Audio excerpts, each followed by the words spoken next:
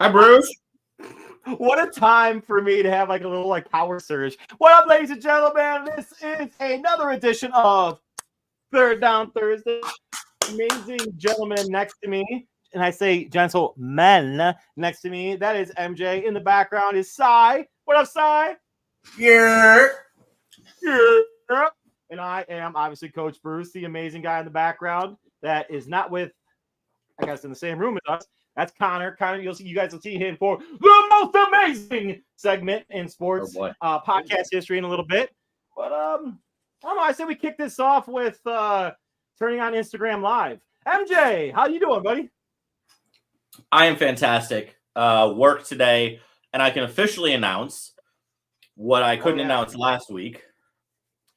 So I am officially, after a very awesome year at my new store in Dallas, I'm officially the GM of Chick-fil-A Frisco Lakes. Cheers, buddy.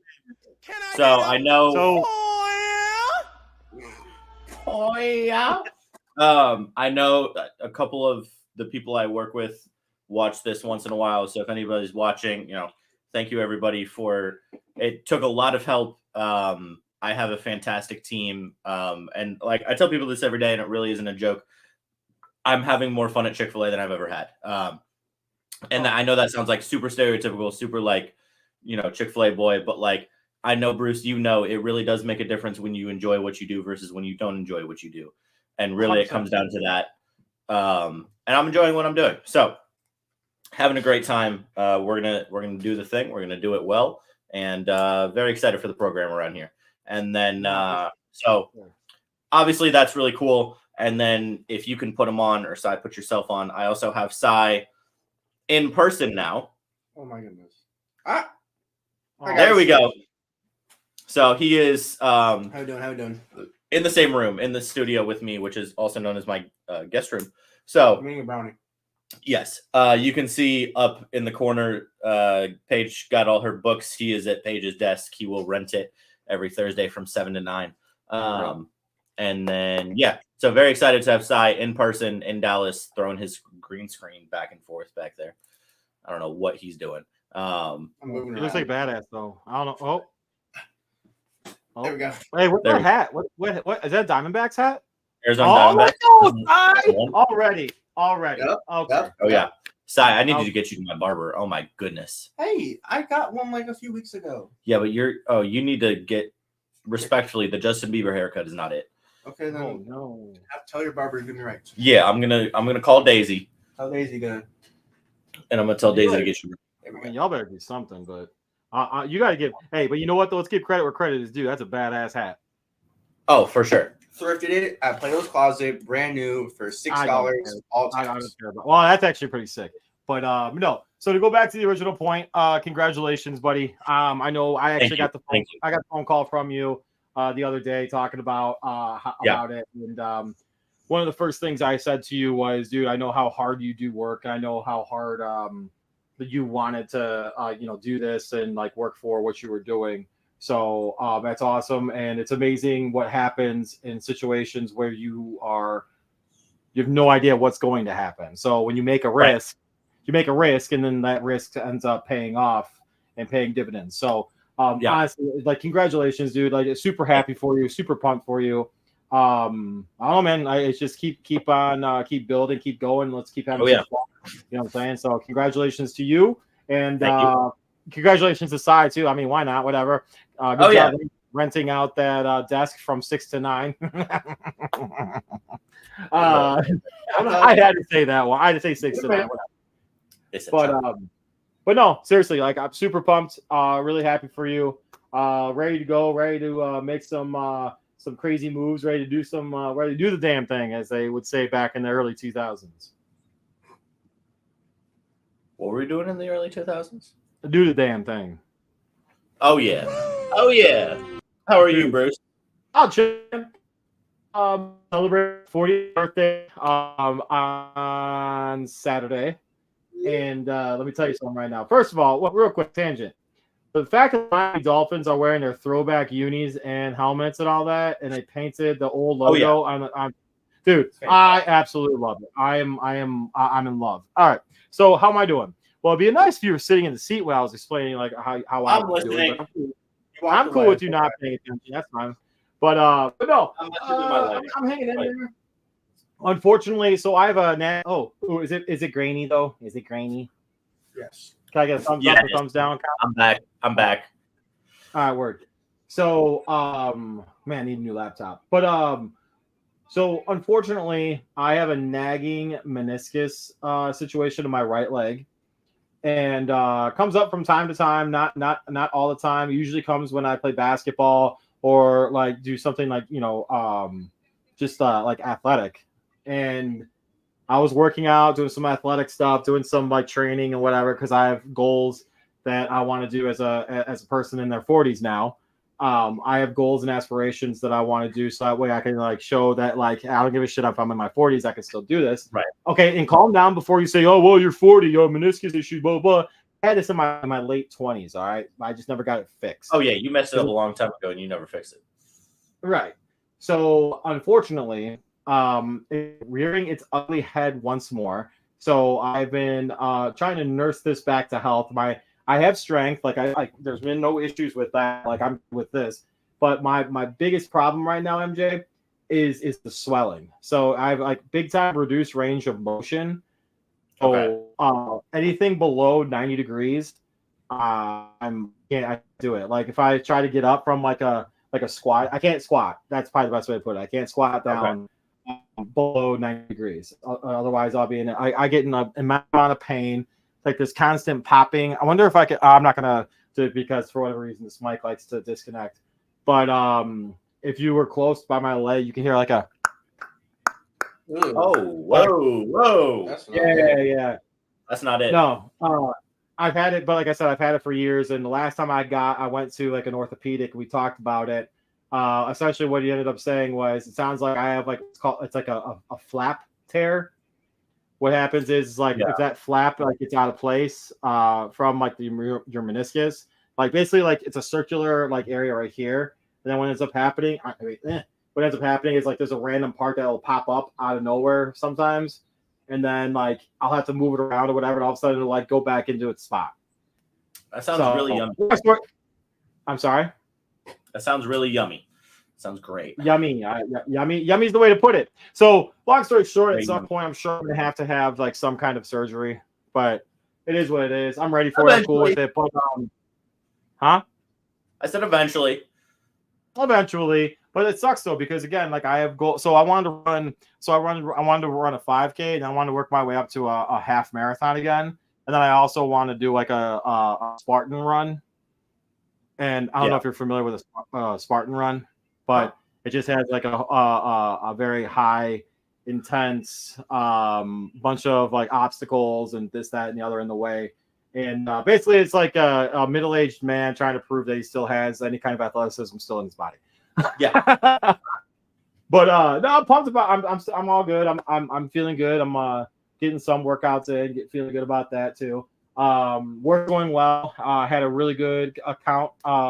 End up requesting some more stuff, so that should be fun. I should get news on if I should be going down to Dallas for a little bit. I didn't say moving. I did not say moving. I said going down to Dallas. Did you hear moving? I did not hear moving. I heard moving. Oh, moving. I heard moving. Oh, well, hey. I heard I'm moving to Dallas next year. That's what I heard. I'm gonna tell you something right now. Accountability over there. And we might have to talk. We might have to talk off air on this one, but. If something happens, I might be moving down to Dallas. Anyway, but anyways, but yeah, dude, everything's good, man. No worries. The kiddo is feeling good. We got a lot of things planned going on this weekend. I have to do some drywalling. I know this is amazing sports. So I can do drywalling this weekend, but it's all good. But on a better note, I am hammering my bets this year so far in college and in freaking professional football right now. Boom! Yeah. Dude, it's been awesome. I'm probably up. I'm not gonna say how much I'm up. I'll tell you after the show, but I'm up like a good amount this year already. Remember last week I was who? What'd you say? I said MJ's up a good amount as well. I'm having a good week. Nice, dude. It's I been was awesome. I was a Miguel Rojas strikeout away from $334 last night. Ooh. Let's go. Dude, the only bet that I missed was last Thursday when I had the under at 46.5 and hit 47. And that payout would have been $400. That's a bad beat right there. It is. But yeah, man, no, everything's it's been awesome. I bet Iowa State last week to win. Oh, that's big. That's big. Oh, Sorry, dude, that was awesome. I bet that. I did bet Northern to cover Notre Dame. Yeah. Who would bet that? So no, I've been on a fun. I got some more tonight too, so that's why I got the game on in the background ready to go. So again, if you hear me saying like "Let's go Tyreek" or "Let's go Josh Allen" or whatever, that's what I'm doing. There are reasons. There are reasons, but MJ, I know we're not going to get to it yet. I do want to bring up. We'll talk more extensively a little later. I did want to get to it though. Have you ever? This is, I guess, a preview. Have you ever accidentally, not knowingly, suddenly just went live on Instagram? So no, I butt dialed a couple times. When I was younger, I had a bad sleepwalking problem. So once in a while, I would call my friends in my sleep and like have full on conversations with them. I once wrote an essay in my sleep in college. But oh my god, I wish we still had the nerd sound. The nerd. We got rid of the nerd sound. I don't remember. I don't remember that. I also don't remember that. Nerd. I don't remember. Long time ago. We didn't use it. We didn't use it very much, honestly. Okay. But yeah, I've done some of those things, but I don't think I've ever gone on Instagram Live on accident. So, have you, Bruce? No, definitely not. Never. I know what I'm doing with Instagram Live and stuff like that, but I'm going to share some information that my wife's hopefully not watching. Hopefully she's putting her to sleep, but I'm going to share some information that's kind of funny.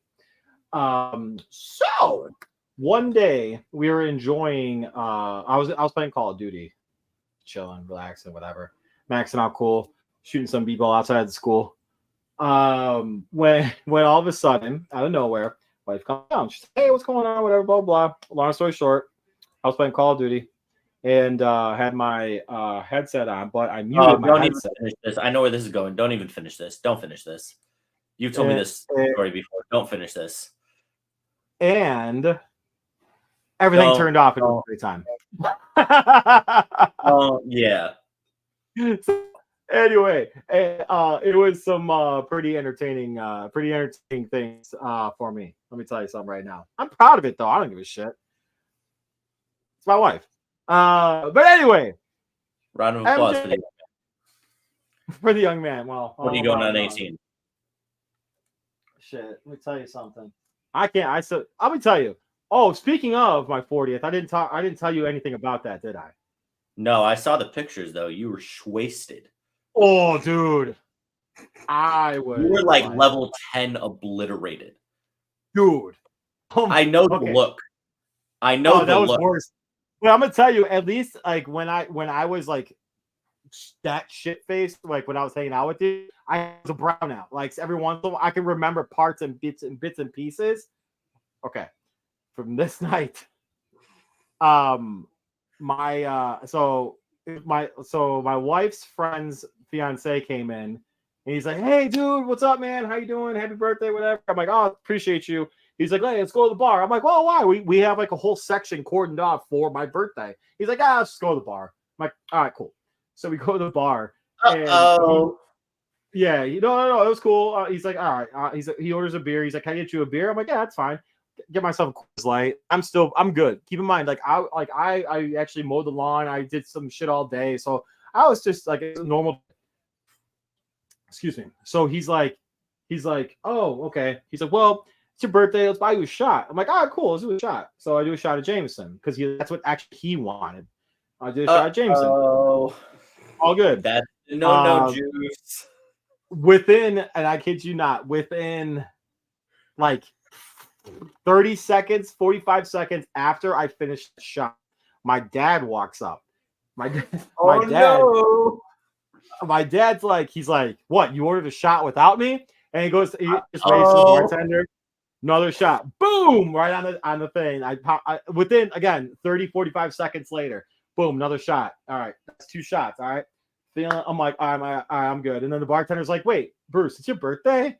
And I know the guy. He actually talked. Okay, so side note, he actually is training for an MMA return, and he actually asked if he would we could cover his training and like stuff like that, because like he was really good.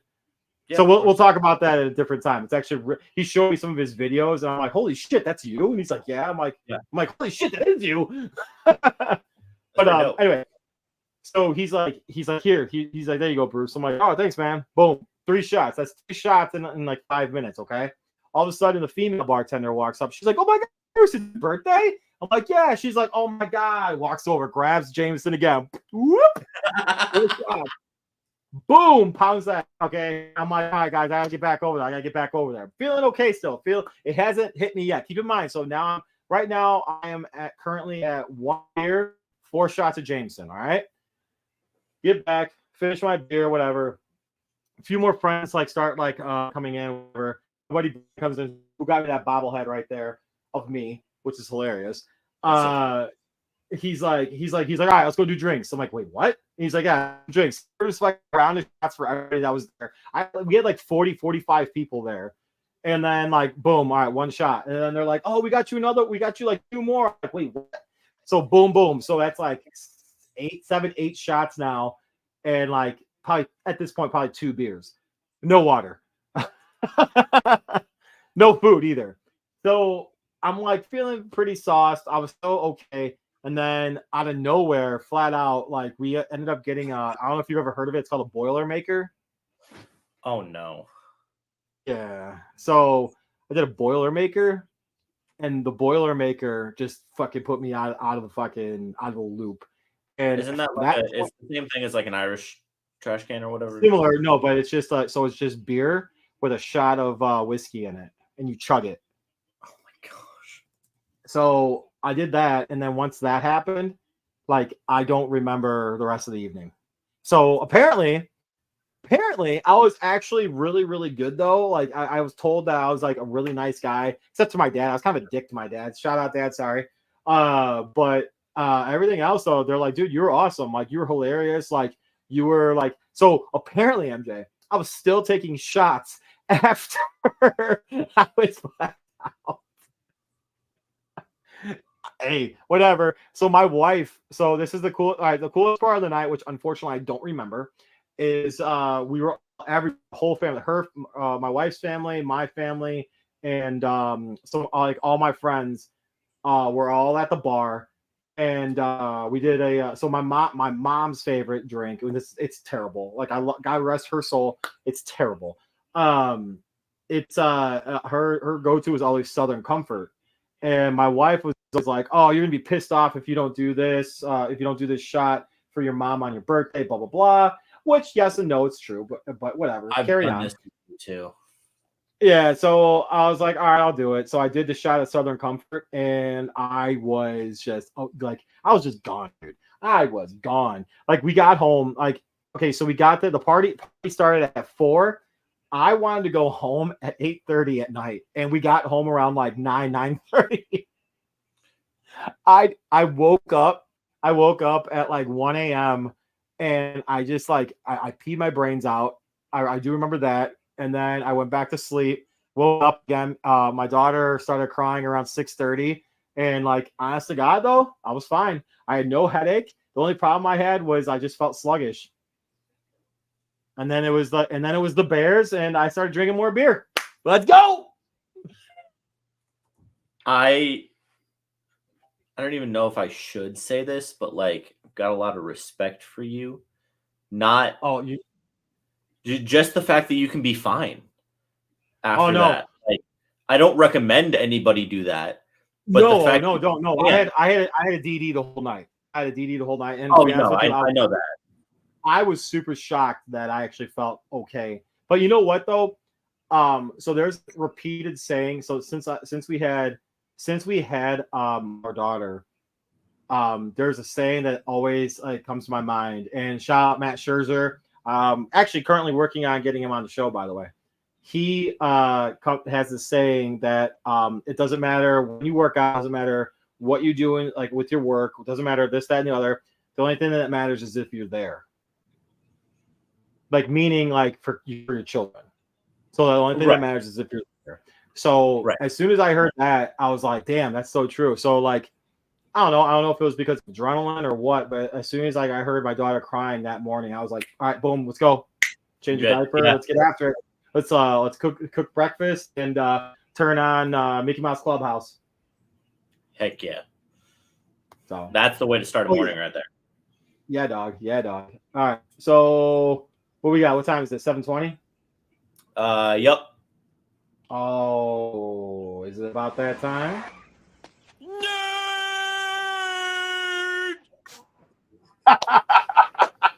found it. Awesome. That's awesome. In the background too. I love that. That's awesome. Oh man. Well, yeah, maybe we should because it took us. We went a little over last week with our picks, right? So, yes, I guess. Yeah, I guess why not? The man. Like, ladies and gentlemen, boys and girls, the best segment in podcast history. The man, the myth, the legend himself, the co-host of The Breakdown and brother of, we don't say his name, Connor Davis with the Davis Division. I'm trying to think of what I can put at the beginning of the video, and if that was worthy enough of a introduction. Well, to be honest with you, Connor, what happened to the intro that you made? Wait, you talking about this one? Hey! Wait, you got? Oh, was it that one? No. I sent it to you. Oh. I haven't done anything with it. But I will. I think we should start. I think we should start with the video that Jack wants us to play. Which is what? Which is this. I'm looking at you, Jack Gaffney. This is Patriots at Bengals. Bengals are favored by 8.5, over under of 40.5, only because it'll be incredibly impressive if the Patriots score a point. I'm going Bengals win, cover. I think they will hit the over just because of how many points the Bengals will score. I would not be surprised if you see Drake May by halftime. 100% agree. Got nothing more. Same. Joe Burrow puts on a show, puts the Patriots to shame. Easy win for the Bengals. So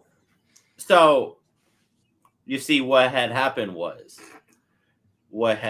and you can full screen me again since I started the other one off full screen. What had happened was, it's not that the Patriots played well, it's the Bengals played poorly.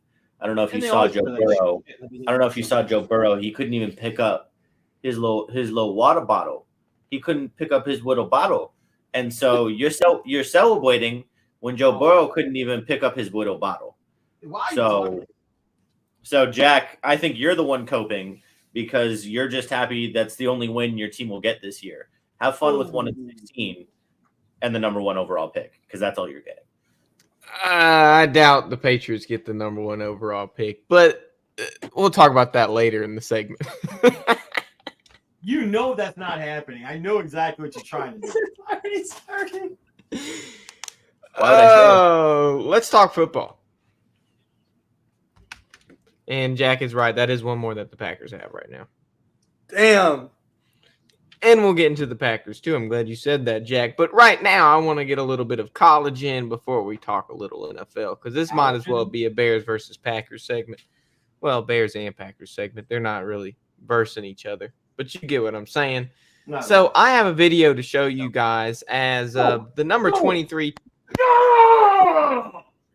Who scored? Cook. Fuck. There goes the parlay. Did you have him not scoring? I had Keon Coleman with first touchdown. Oh, dang, that's tough. I'm gonna make another Why you one. always go anytime, dog. It's why you always go anytime. Let's go, Yeah. Connor. What you got? Okay. Restart. The number 23 ranked team in the country in college football, Nebraska, manages to defeat Coach Prime's Colorado 28-10 on Saturday as Dylan Raiola went 23 for 30, 185 yards and a touchdown. Called that too. But this is what he did before the game. Oh, Look at this clip.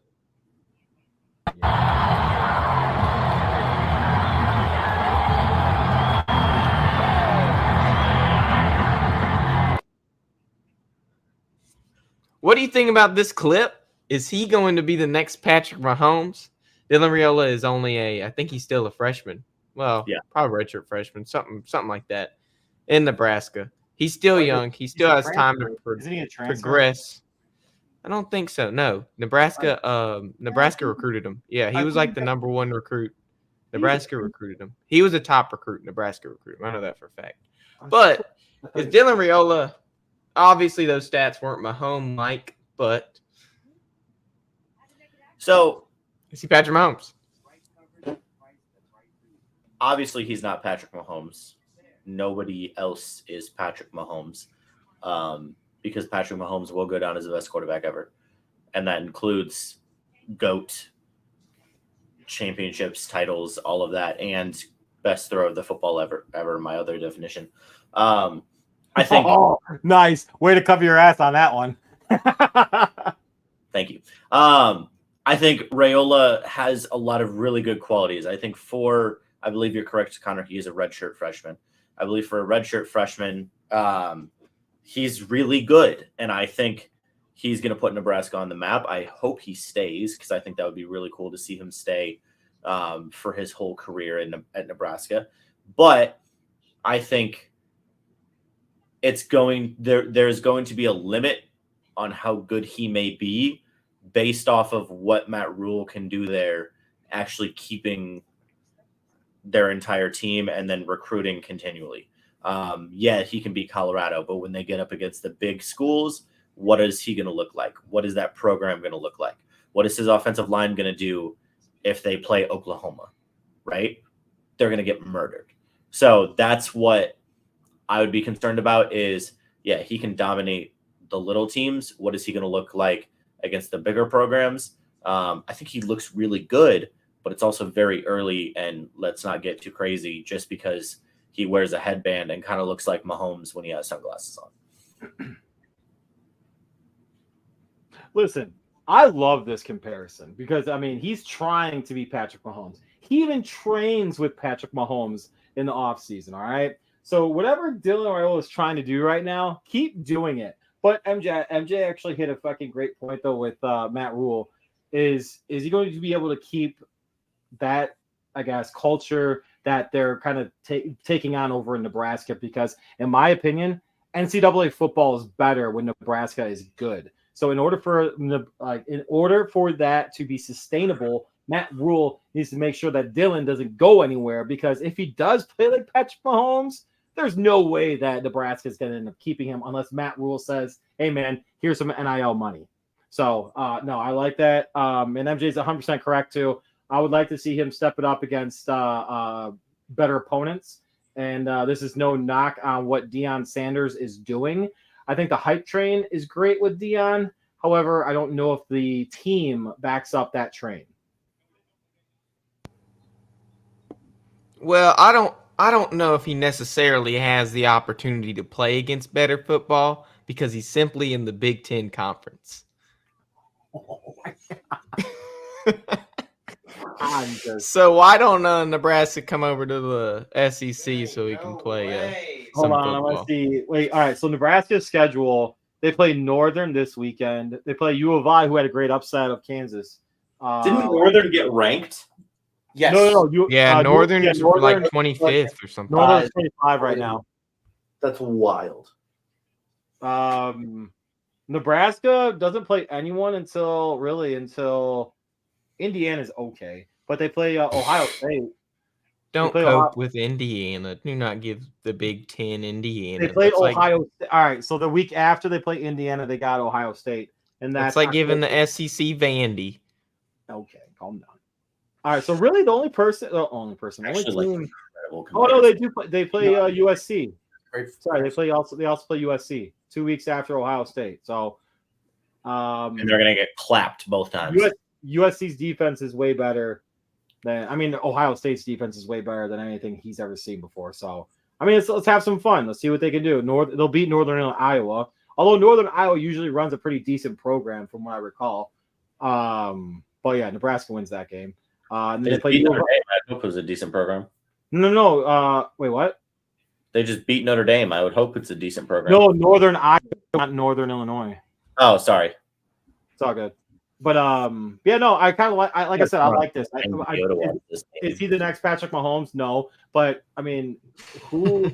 I'm sure. LeBron James had the opportunity to train with Michael Jordan, so why wouldn't Dylan take the opportunity to train? Now with he's better. Okay, pump the brakes. That's not true. Anyways, what you got, Connor? Well, if the precedent has been set that whoever trains with the GOAT does not become better than the GOAT, then I think that pretty much answers our question. Uh-oh. So let's go to NFL. NJ, Jordan Love is out. Yes. For now. Correct. He had a sprained MCL in the season opener, loss in Brazil against the Eagles 34-29, which is interesting. I don't know if you know this fact, but I told this to Nate Tuesday. The reason that neither of their colors were green, so you saw the Eagles wearing black and the Packers wearing white, right? No, Packers wore green. Packers wore green, my guy. Did the Packers wear green? Packers Yes. wore green. Okay. Well, there was a thing of they have a gang in Brazil and their color is green. Yeah, that's it's not a soccer. thing because It's for soccer. Brazil's national colors are green. I know They that. I beat know the that. Olympics Soccer in the it's a stadium. soccer- It's a soccer rivalry that causes the do not wear green. It has Okay. nothing to do with the game. Man, I thought it Connor, was like a I just gang blew up. affiliated. That's what I learned. Sorry. Yeah, Sorry. you learned it off of a TikTok that That's was what wrong. I learned. No, Bro, I didn't you know learn it what? off of the TikTok. MJ, you know what we just did right there? Hold up, let me open one real quick. Thank you. Anyways, sorry about that mistake No, in it's all my good. journalism. You better leave that in the video. I will. I'll leave it in the video. So there's no official return as of a now. journalist. You got to be you're a producer. You got to be looking into this shit and confirm your freaking facts and confirm your. Yeah, you're right. I have too much trust in my sources, just like some of us with emails. So there's no official return as of now. There's an estimate of 2 to 4 weeks for Jordan Love. So the Packers look to Malik Willis to kind of lead the team for now, huh? They're more looking at him. They're not looking Well, to. they traded the 7th round draft pick for the guy, so obviously there's interest there. You trade something for him. There's interest there to bring him to your team because they had what? Sean Clifford. They didn't want Sean Clifford starting.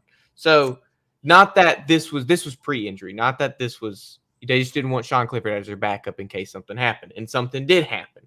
So how do you think the Packers will perform without Love?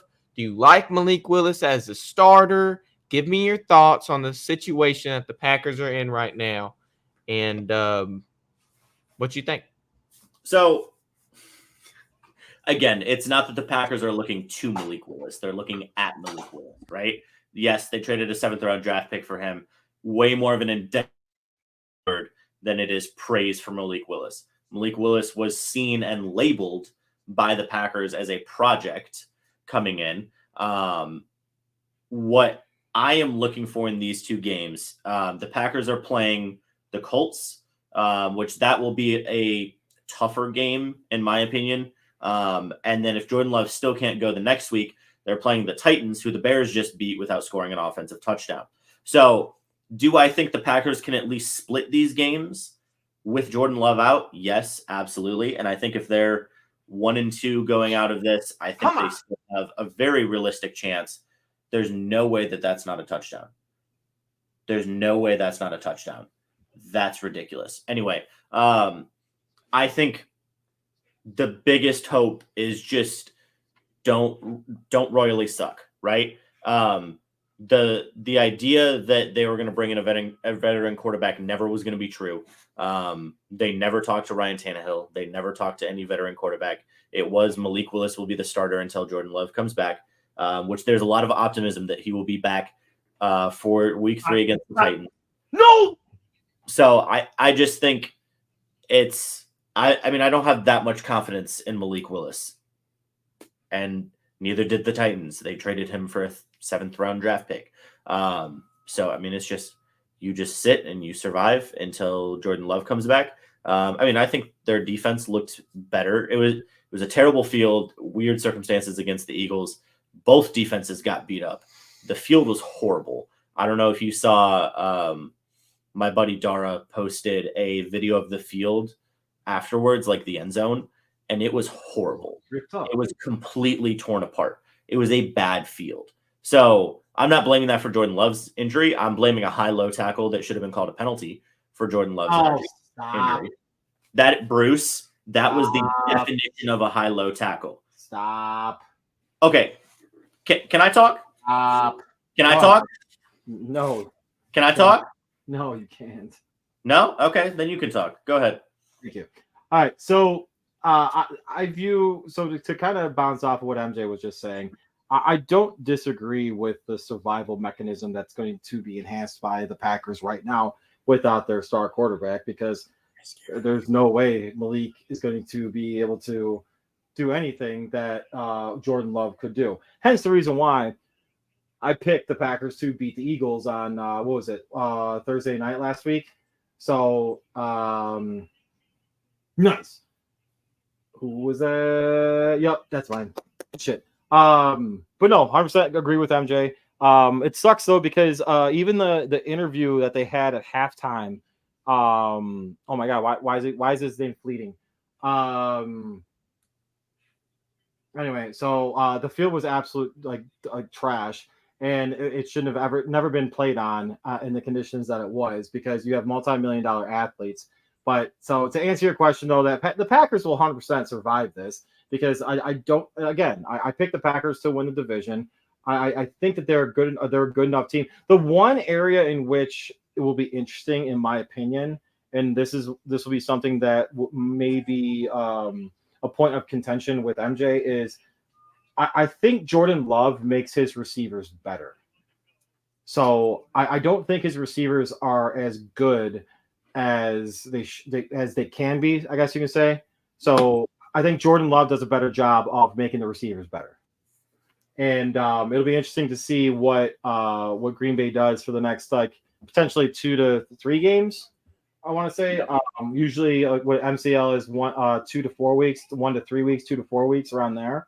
So I don't know. That's an awfully huge investment for them to be coming back, for Jordan Love to be back in 1 to 2 weeks.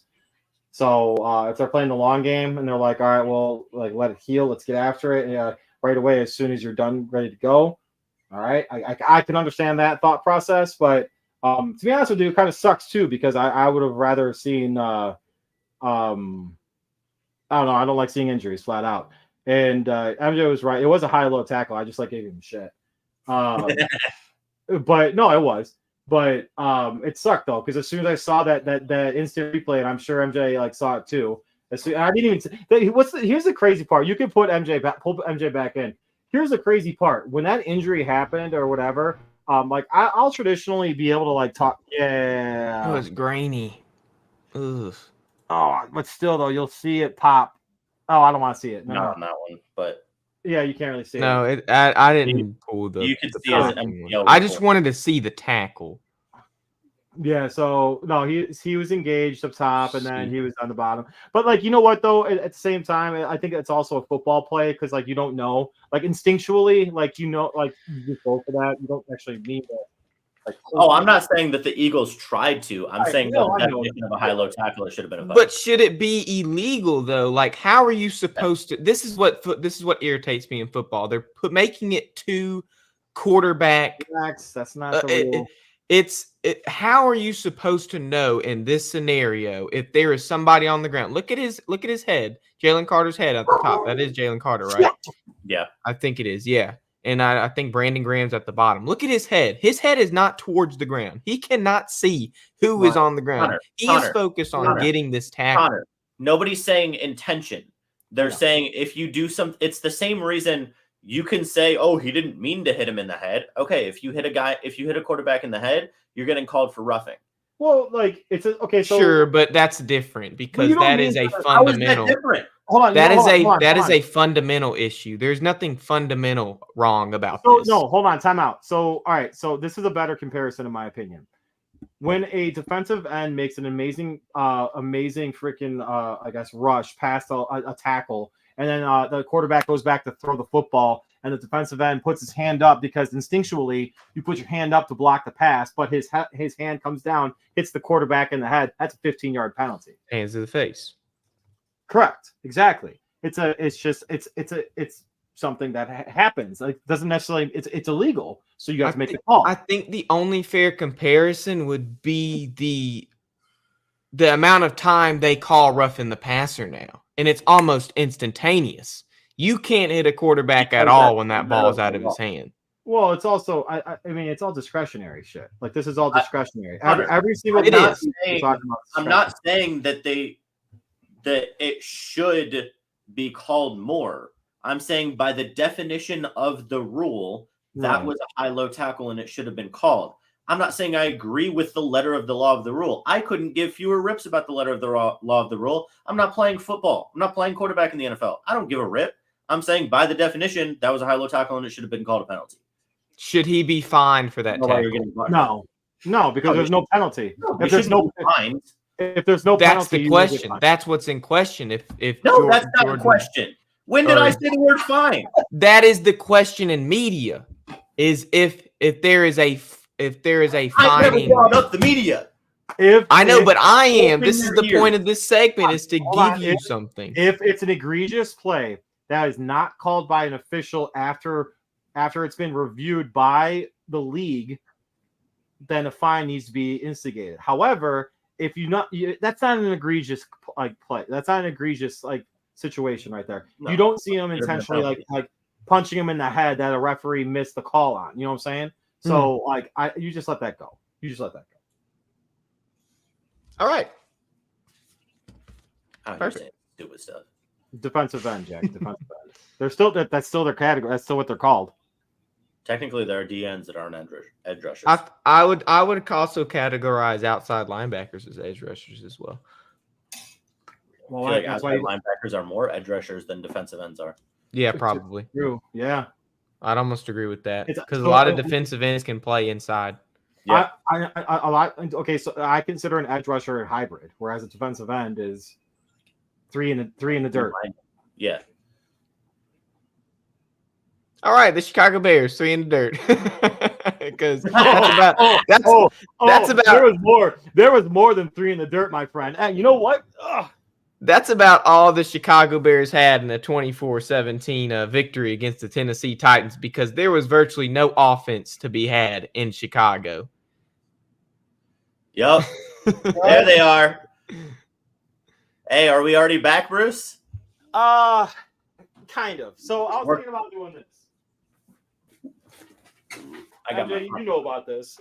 Yep. Everybody else know about. Here we go. So this bad boy right here, I've had for years. Unopened, has been touched, surprisingly.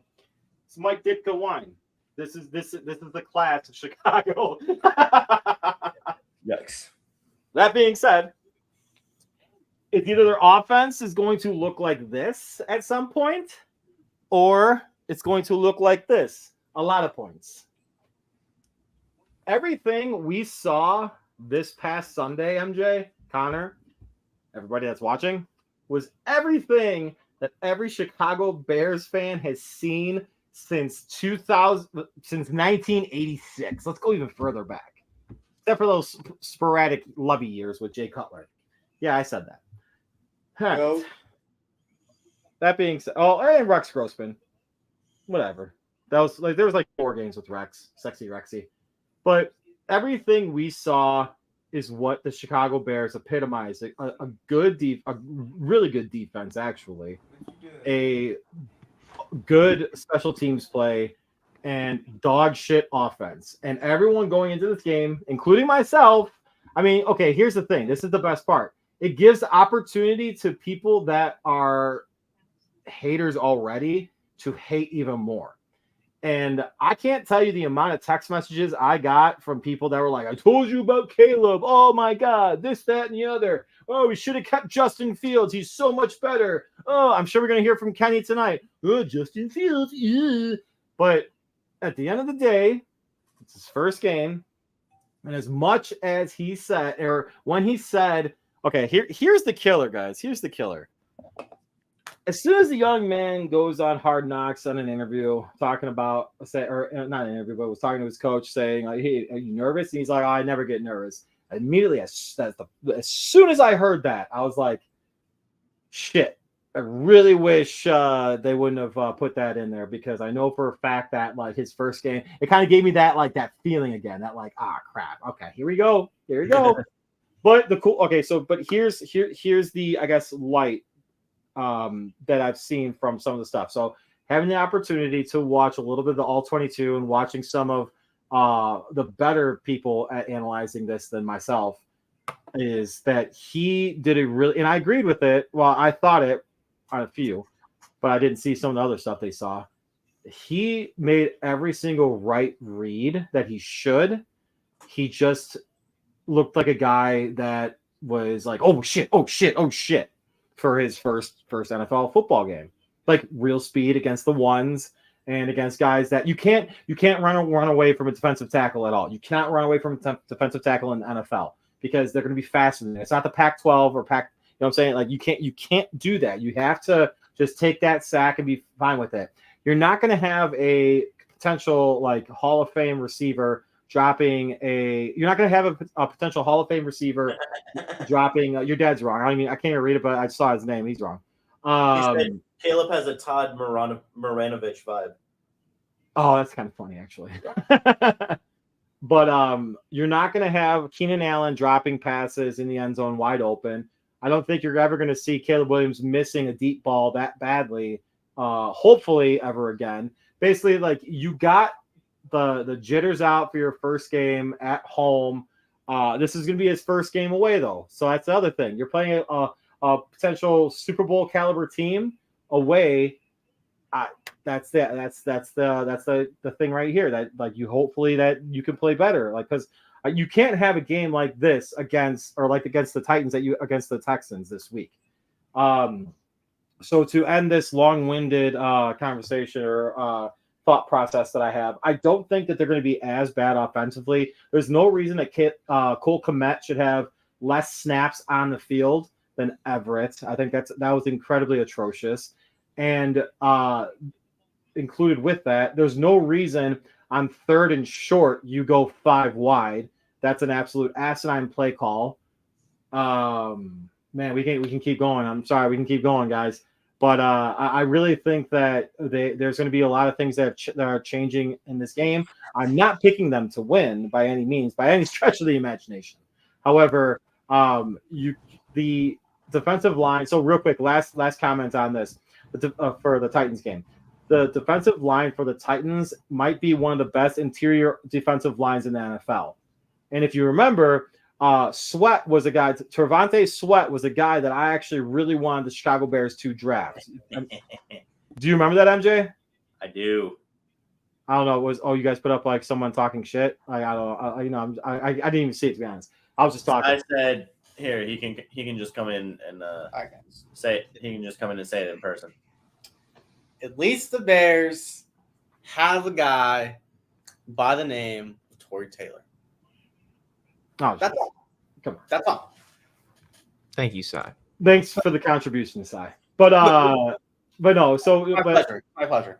so to end it, I think that that interior or defensive line for the Titans is pretty solid. I think it's Simmons and Sweat, if I remember correctly. And especially Devontae Sweat, dude. And like I said, I really wanted the Bears to get him because they needed help on an interior defensive line, and that guy is going to be an absolute beast in the NFL. So that's kind of my comments. It's going to get better. I don't think we're going to be seeing like. I hope we don't see me bust this out a lot this year, but I'm going to tell you right now, this game right here, I'm giving this game a D on the coaching and everything else. The defense and special teams get this, but because of what we watched and like everything else, it's this. Well, Bruce, I kind of want to hear from MJ because I hadn't really asked the question. But I just want to say that you kind of did, but well, I want to say the Chicago Bears really encompassed what Windy City means because they whiffed a lot on offense. I mean, Caleb Williams was less than 50% completion, had 93 yards passing. I mean, he looked like Fields, like you would say, and he looked like he did in the preseason playing against what he played in the preseason. But like we said, there wasn't a single offensive touchdown. MJ, I want to hear your thoughts as a Packers fan. What does it mean? What is it? Well, I want to say that because it makes it a little bit more interesting. You're also wearing the jersey. I mean, the hoodie right now. The hoodie that I like to add. And I have been on record saying that Caleb Williams' arrogance and all the eggs in the basket for the Chicago Bears was a bad thing. It was a bad thing. His first thing was he took accountability right away. I need to be better. Children, be quiet. MJ, what do you think about the matter? So let's just be frank here. The Bears' offense was horrific. Okay. And not to be that guy, but to be that guy. I think a lot of it, Bruce said it at the end, a lot of it had to do with the play calling. I want to say, and maybe Bruce saw the number, the best starters, right, for the Bears and their skill players, it's Rome, it's Keenan Allen, DJ Moore, Cole Kmet, DeAndre Swift, right? Sorry, not Devondre. Those five. Those five were only on the field together for like 10 snaps or something ridiculous like that. And so to me, that's inexcusable. If you want to help and support your rookie quarterback, that's how you do it, is you put the best skill players on the field. The best skill players were not on the field, so it's not surprising to me that the Bears did not do well. Everything you're saying is exactly right. Now, so, and I'm not trying to do a victory lap here because I know I talked a lot of crap about the Bears' no offensive coordinator. Obviously, it's only one game. I'm sure he can make improvements. Dear goodness, I hope he makes improvements, because if not, the Bears will be the worst offense in league history, which obviously I don't think is going to happen. But the fact that you already have Keenan Allen and Ojonze battling injuries, it's not the start that you wanted for the Bears. In terms of Caleb Williams, again, I sure hope he gets better.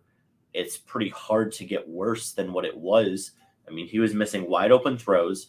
He had Bruce, a 17-yard sack where he where he thought he could again. He thought it was Pac-12 again, dude. Yeah, so there is going to be a steep learning curve. Now, do I think he still, and I'll come at Connor for a second, do I think he still has a higher ceiling than Jaden Daniels or any other rookie quarterback? Yes. Yeah. Am I saying that ceiling will be achieved? Time will tell. But I think whatever we saw in week one from somebody like Jaden Daniels, I think that's about the best of Jaden Daniels you're going to see. Yeah, you know why? Because you can't read a defense. At least what you saw with Caleb Williams, like it was overthrows, bad footwork, and because of the bad foot. All right, so MJ, you know this as an athlete. Excuse me. What do you usually do when you're suddenly pressured or whatever? You revert back to what your previous bad habits. Exactly. And that's what everything that we saw, because I think there was pressure and that speed was like, holy shit. It was like a train that suddenly it was like, oh my God, what's going on here? So, again, You just need somebody to hold his hand like you're holding your dog's hand right now. Exactly. But I'll tell you right now, I do think that he'll be fine. He'll be okay. It is what it is. But man, I'm gonna tell you right now, it's kind of interesting to hear all the haters come out and like just be like, I told you so. Oh my God, it's because he paints his nails, or oh my God, it's because like he's like, it's like, dude, who cares? Like, we know Chicago athletes. We had Dennis Rodman. We had Jim McMahon. We had multitude of people that had like just like ridiculous like different things that they did. Who gives a shit as long as they perform? But he's not performing. Well, I mean, it's his first game, and they still got to win. But so this is an excuse. So all I have to say is I'm concerned. Okay, I'm not. On a 0, all right. So how about this? Out of 1 through 10, where are you at? 10 being biggest concern, like largest, like oh my God, like what the I'm hell? at like a 4. I'm at like a 4. I'm not more than half concerned. I'm not more than 50% concerned. But like if I was at about a 2 after preseason, after I was like, oh, that wasn't the kind of preseason I'd like to see, then I would say now I'm at a 4, because that was a not good team. I understand their interior defensive line is good, but I think you beat them without scoring an offensive touchdown. You should have thrashed the Titans. You should have. Hey, they covered. Okay. Seems like you care about stats just as much as Caleb Williams, and I'm not gonna lie, that was a turnoff for me too. You should care about your stats. You're an athlete. You're competitive. I understand winning is the most important thing, and it was your first week, and you believe you'll get better. But like, there was never a point in my career where I didn't care about my stats. My representation. I agree with that. No, and I agree with that. Actually, no, you well said. But I think a lot of that also was him. The reason why he said that too, I think that was very much like a scripted answer that he's probably either been trained for or used before. They trained him for when his stats are doo-doo. But you're gonna have to say this. You're gonna have to say this a lot during the season. No, get ready to say it. Hey, just wait till Jordan Love throws those 4 picks in the game. But you can't win Offensive Rookie of the Year with bad stats, Bruce. That's crazy. Hey, I'm gonna tell you right now, at no point, no rookie's gonna win Offensive Rookie of the Year. How about that? It's been 1 week. Calm down. Exactly. Thank you. Whoever said that. Now it would be Jaden Daniels. Right now it is Jaden Daniels, but it's 1 week. Oh, Jaden Daniels is booty. It's the first week. Come on, we're supposed to be overhyping this, guys. Come on. I had concerns with Jaden Daniels. I expressed that Tuesday. So same. Wow, look at him. He's not perfect. He's learning. Wow. It looked more of like a running back. 16 carries is not a quarterback stat. Crazy. I just want to say that. It was concerning to me because it reminded me of Robert Griffin in Washington. All right, real quick in the chat, Jack. I will 100% stick behind my Bo Nix takes. I don't give a damn. You know why? Because at least dude's trying to make a play instead of tucking the ball and running. So I'm okay with that. What do you throw? 2 picks? All right. Well, let's keep this going. They're supposed to be bad this year anyway. What's around him? Didn't he and Caleb Williams both have like 2 of the worst 9 debuts for a quarterback ever? Yes. I think so. One got to win though somehow. First win. Nothing had to do with him. Caleb Williams. Caleb Williams got carried harder than Tom Brady did. Oh, all right. Well, hey. So real quick though, one thing. So let me go back to the press conference stuff that you were talking about, MJ. So the one thing that I did appreciate that he did right away, he gave credit to the defense, gave credit to special teams, said that he took accountability and he's like, I need to be better. And then he's like, I will get better. Those are few key things that I've always wanted to hear from a player that absolutely plays like dog shit. I can't read that. But Bo Nix was 2 for 12 with passes of 10 plus yards on the field and had 3 picks get dropped by Seattle defenders. Thanks. Good job. But the one area though that I want to continue with saying with Caleb Williams is there was 0 accountability with Justin Fields. There was 0 accountability with Mitchell Trubisky. There was no point. At no point did you hear them in their press conferences ever say, "I need to be better." So hearing him say that, I was like, okay, the panic button isn't going to be clicked yet. But motherfucker, you play like that again, I'm gonna tell you right now, I will throw. I will trash every Bears thing in this room. Whoa. That is such a lie. I was going to make a knock on the generational talent kind of thing that you talked about before the draft. But take away from the statistical information that's been given, talking about how he had equivalency of Andrew Luck and of Trevor Lawrence, although you see what Trevor Lawrence is doing with the Jaguars. And who was the other one? Was it Peyton Manning? Yeah, probably. So Peyton Manning had the worst rookie season ever. Yeah, probably. Peyton most interceptions in history. No, in history for a rookie. But I was gonna say, just because of the performance, not the performance, but the lack of targets Marvin Harrison Jr. got in first game. Yeah, but you also see his maximum miles per hour or whatever that he had. 16, which was historically low. Yeah, I did see that. That was exactly also concerning. So, like, none of the top rookies really played well. Anything. Like, I would say Jaden Daniels played the best, but I don't think he played what he should have played. I know, but I agree with that. I actually do agree with that. You know who else played pretty well? You know who did play well? Erie Insurance for their car insurance. Joe Alt. Erie Insurance says here's to the grown-ups who move, mortgage, mow, and still bust a move. But does your home insurance still fit? Erie helps you protect the home you've grown into, all at fair prices that are often less than the other guys. So how do you find the right coverage? Magic. Nope. Local independent agents who get to know you like this. Your local Erie agent is Building Block Insurance Group. Get a quote today at 704-464-4544. Erie Insurance.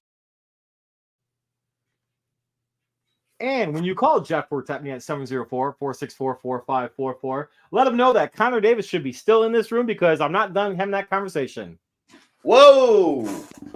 Oops. All right, so what else were you saying though? You were talking about Jaden Daniels not playing to his full potential. Like what's your He had a couple of passes that he should have made, that he would have made in college 100%. Okay, you can say the same thing about Caleb Williams.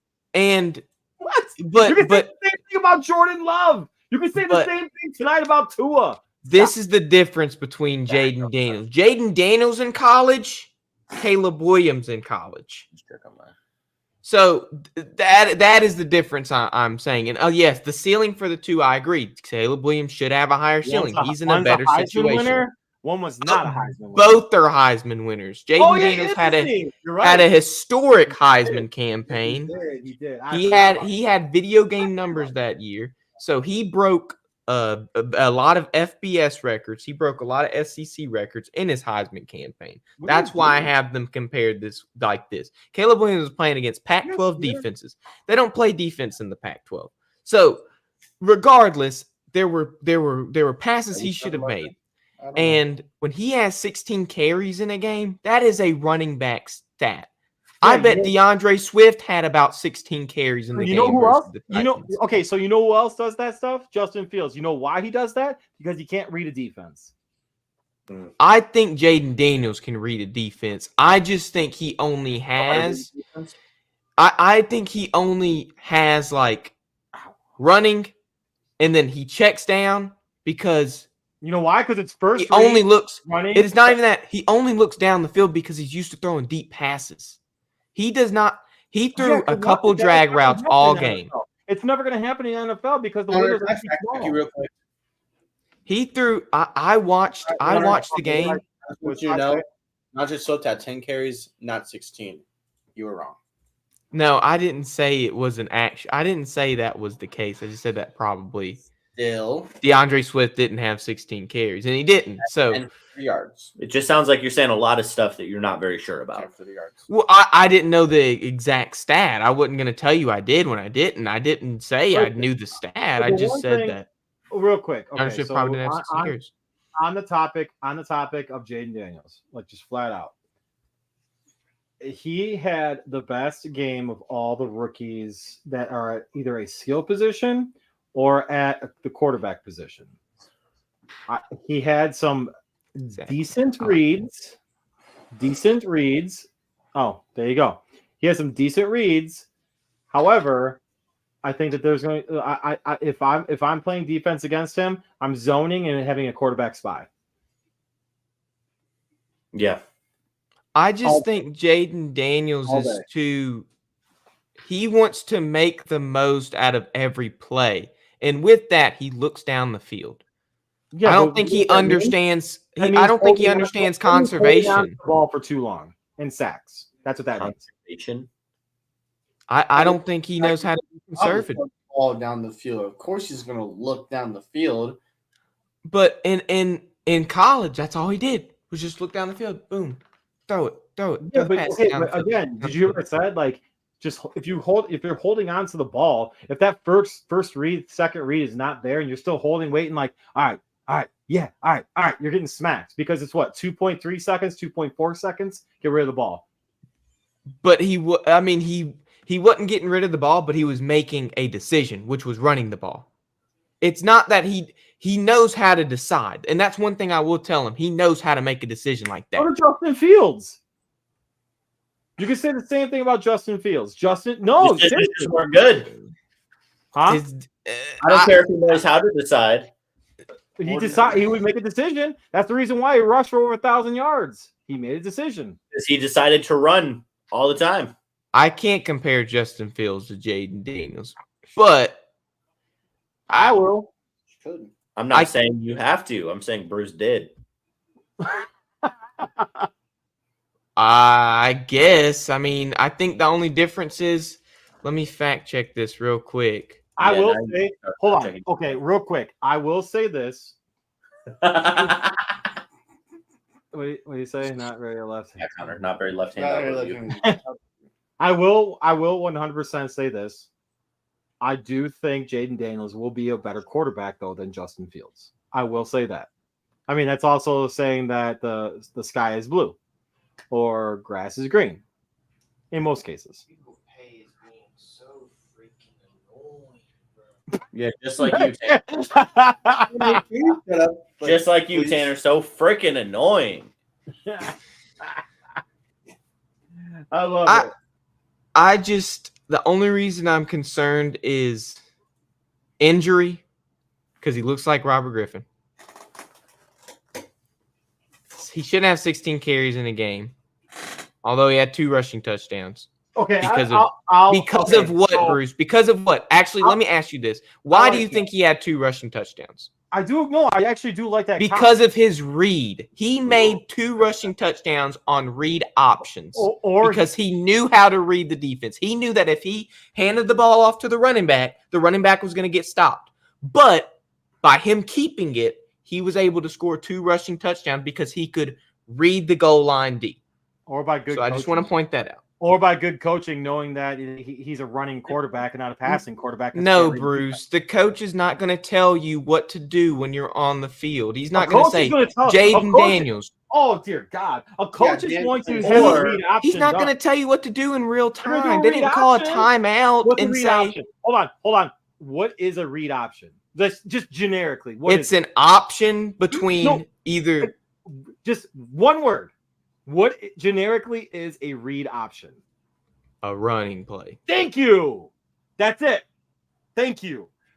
Because he's a running quarterback.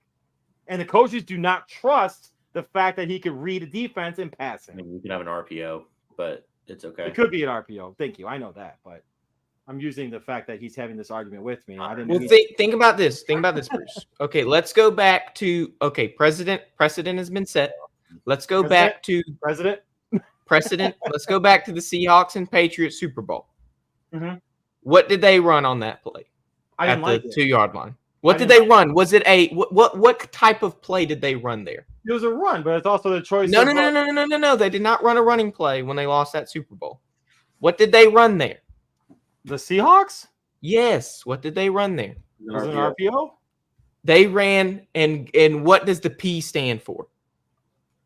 Penis? I don't think you They wanna- ran a passing play I don't think it was on the goal line. Hold up. They ran a passing play on the goal line, and guess what happened? So a lot of first instinct is we are on the goal line. Why would we pass it? Because of what happened beforehand. Oh, it's a. So it's not going to be a common thing to do on first and goal or second and goal. Okay, Not many people are going to pass on first and goal or second. Why pass on first and goal and second or goal when you're right there? No, I don't disagree with that. I don't. But also, there's a certain amount of trust that a coach has to have too with their quarterback. Sure. I do agree with that. I genuinely do agree with that. Also, I was busting your chops about the run. It should have been a run, by the way. But no, flat out, I actually do agree with you. But I just don't think Jaden Daniels is like going to be a good quarterback. And I could be wrong too, though. But I don't know. I was also the same person that predicted Lamar Jackson to be really good, and everyone said I was an idiot. I was also the same person that said Dak Prescott's going to be a stud, but I was told I was an idiot. But you know, he's not a stud, but it's not. Why are we still talking about this? I don't know. In any case, what's the next one? Oh, is that the last one? Yeah, that was the last one. That was the last one. Later, yeah. Yeah. Well, that's why I jumped out, because I thought y'all were gonna go into honestly, I love it. That was good. That was good. A Chaos Central segment. But I'll use that. Shoot. I'll still use that. This is definitely not going over, by the way. What? This game. You don't think so? What's the over? Oh, wait, never mind. Wow. I think it was at 48. Oh, no, it wasn't that high. What a throw. Holy. That was a great throw. It's Josh Allen doing Josh Allen. Yeah, that's Brett Favre right there. Yeah, Josh Allen's doing Josh Allen. Dude, that was pretty. That was a pretty fucking throw. Is it too much, or can we talk about Shay Shay? Oh, no, yeah. We should bring that up. All right. We should definitely bring that up. Go ahead, Bruce. Oh, Michelle. Cook with another touchdown. No, there ain't no way. So you guys heard it earlier. We were messing around, whatever, blah, blah. So if you guys didn't hear about this, Shannon Sharp, unfortunately, went live on his Instagram while he was getting intimate with a companion of his named Michelle. I'm doing pretty well right now. So that being said, he at first said his account was hacked, and he said and then he also did say, no, it wasn't hacked. My phone was on the floor, despite the fact that it was filming down at the floor. Because if it was at the floor, it would probably just be complete, blank, black, whatever. That being said, dude, good for him, man. He's still hammering it home, dude. He's a tight end for a reason. You know what I'm saying? He's finding that tight end. So let him do his thing. Yeah, I don't care. I'm not mad at him for it. Like if he loses his job for it, it's completely stupid. But just don't plead complete ignorance because of it. It's like at least have like a good reason. Be like, all right, yeah, like I planned on going Instagram live, and all of a sudden like this hot ass girl came in. All right, then say that. Don't just sit there and be like, oh, it was hacked, or oh, it was on the ground and it suddenly went live. Whatever. Just whatever. I don't know. I think owning up to it is almost better than just like, what did you do wrong? Flat out, what did you do wrong? Didn't show anything. It was just noise. And yeah, I don't know. I'm not mad at him. Hey, go get your game, big Unk. Go get your game. Unk went crazy. Let's talk about it. I was just talk about this. I'm not even gonna lie to you. Oh my gosh. I think that's probably the best person to talk about something like this. I want to hear That's talk about crazy. this. Okay, guys. I want full screen side. All right, guys. Jumping in. All right. So, dear Shannon Sharp. So, I've only seen bits and pieces because when you're going on Twitter and then you see all the accounts going, oh, Shannon Sharp did this, and then you deep dive in, and Unk went crazy. Unk sadly did his thing to Michelle. Hope maybe real name, maybe cover-up name. Who knows? Michelle. They're both into it though. However, I'm not really here for that. I'm just here for the comment section. The comments were going crazy. Do we have an age on Michelle? Talk about the fact that the video is only 4 minutes long. That too. Which, Hey, okay. it could be that good though. It could be that good. You never know. It could be that good, but Bruce, you got to think about it like this. It could be that bad. It could have started halfway. There's a lot of things that you meet me halfway, right on the borderline where I'm gonna wait for you.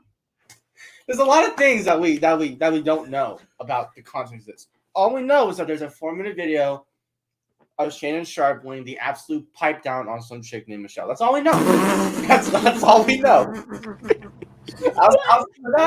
Absolute pipe. A lot of questions to ask. But also, shout out Ocho Cinco for absolutely going ham on Shannon for all this. Like, we do have to give credit where credit is due. However, Unc, please don't do that ever again. Okay, I've got like 2 things. That's all I got. You can't convince one thing on purpose. You can't convince me that he didn't do this on purpose. That's like Unc knew what he was doing. You can't convince me because he hadn't been in the spotlight in a while. Yep. You can't convince me he didn't do that on purpose. How in the world do you accidentally go Instagram live while doing that? So does your PR person say like, "Oh, just bang it out with Instagram Live"? No, I'm just imagining like a meeting where Excuse me? where Unc goes to his PR people and his team and he's like, "Hey, so we've got 3 different ideas of ways we can kind of artificially create some engagement for the brand, right? For the program. Artificially? We've got like There it is. Not naturally. So, we've got plan A, like we're gonna do more reels, we're gonna do more TikToks, right? Plan B, we're gonna go out into the community, we're gonna go do some events.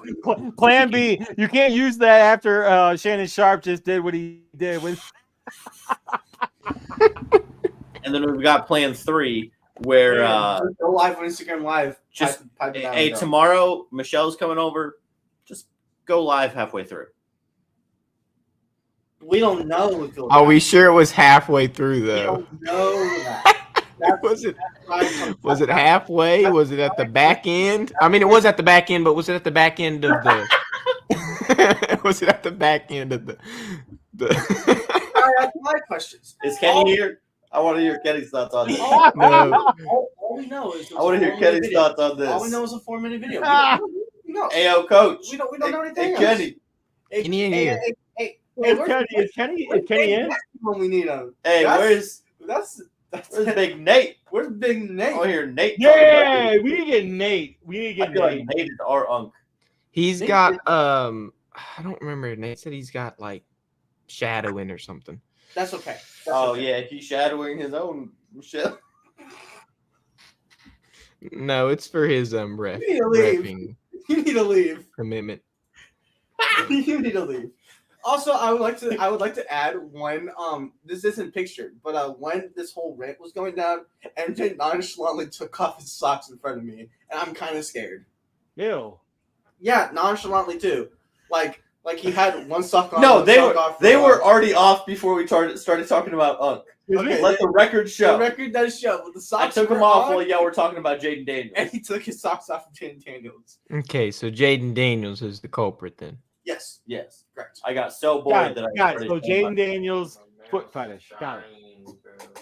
Okay, but did Unc have his socks on during the interaction? We don't know. There are a lot of things we don't know. We only know very basics. All we know is that it was Shannon Sharp, Michelle, in a 4-minute video. That's all we know. We don't know anything. I actually had the video on in the background. I didn't even know if you heard it. What? Bruce. Does Unc get fired though? That's the question I have. No, you can't fire Unc. No, you can't fire him for that. Unc's No great. way. Unc got made fun of Ocho Cinco. Oh, dude. You don't fire the guy for that. He was enjoying himself, obviously. 4 minutes, MJ. He was enjoying himself. At least shitty. hold on. Let's caveat. Have we? Hold on, time out. Have we heard this? Have we heard this video? Yes. And I don't know if I want to search it up. Oh, it's not bad. I'm on It's campus not Wi-Fi. All you gotta do is go on Twitter and say Shannon Sharp and go to videos, and it's just like that's all it is. It's not a big deal, and it's just looking at the ground the whole time, and you just hear go, yeah, and then you hear him go. That's all it is.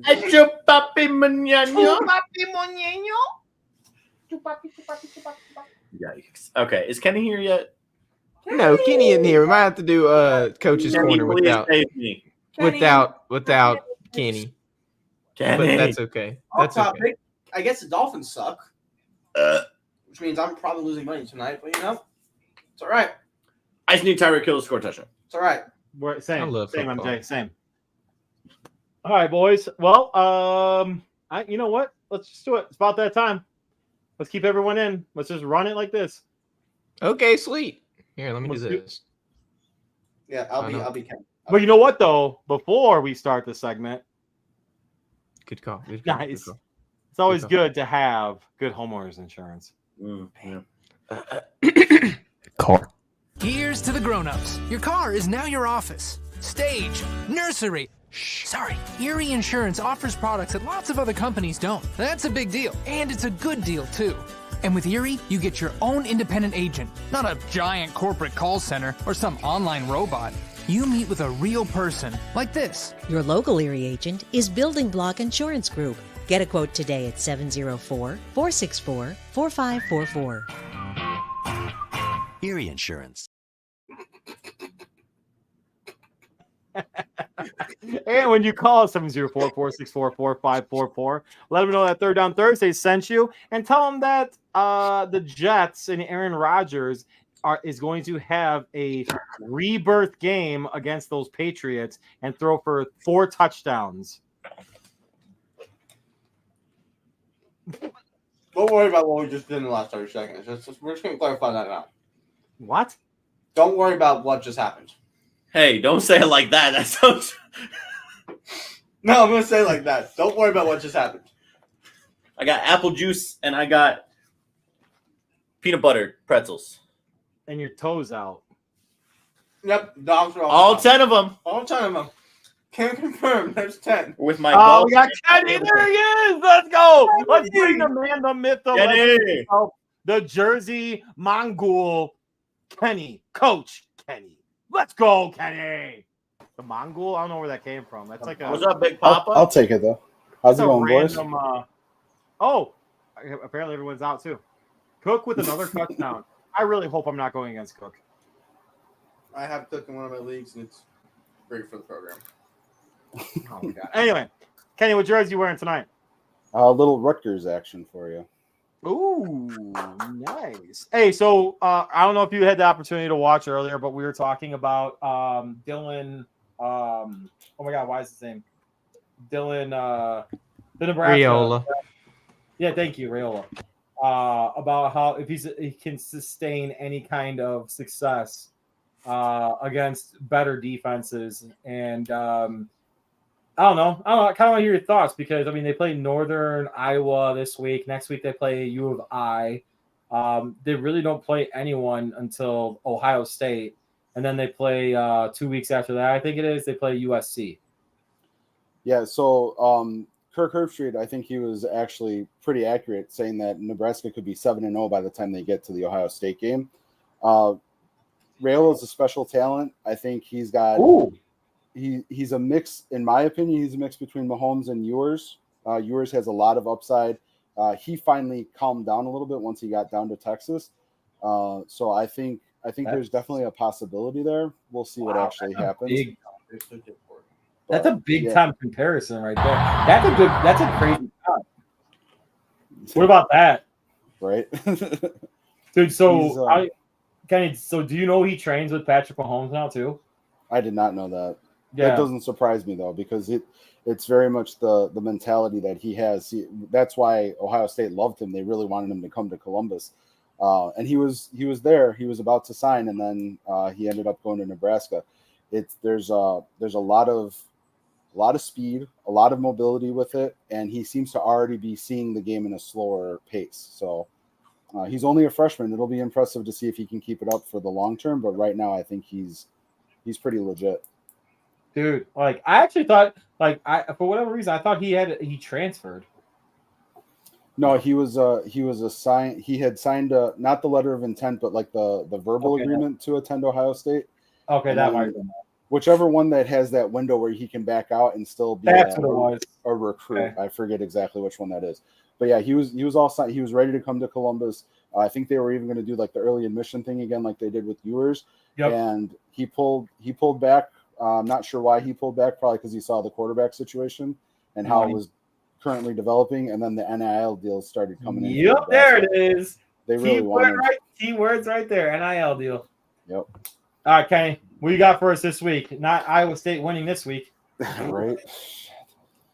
All right, I had to. I'm sorry, buddy. I've been doing awesome. That was a rough one. I'm not gonna lie. I've been doing fucking great. I feel amazing. All right, so we'll start with West Virginia Pitt in the backyard brawl. Like it. The over-under is at 60.5 points, and West Virginia is only favored by 1.5 points right now. That's insane. It's in Pittsburgh, and I feel like Pittsburgh is a little bit tougher of a team to play, especially when they're at home. So I'll take Pittsburgh winning.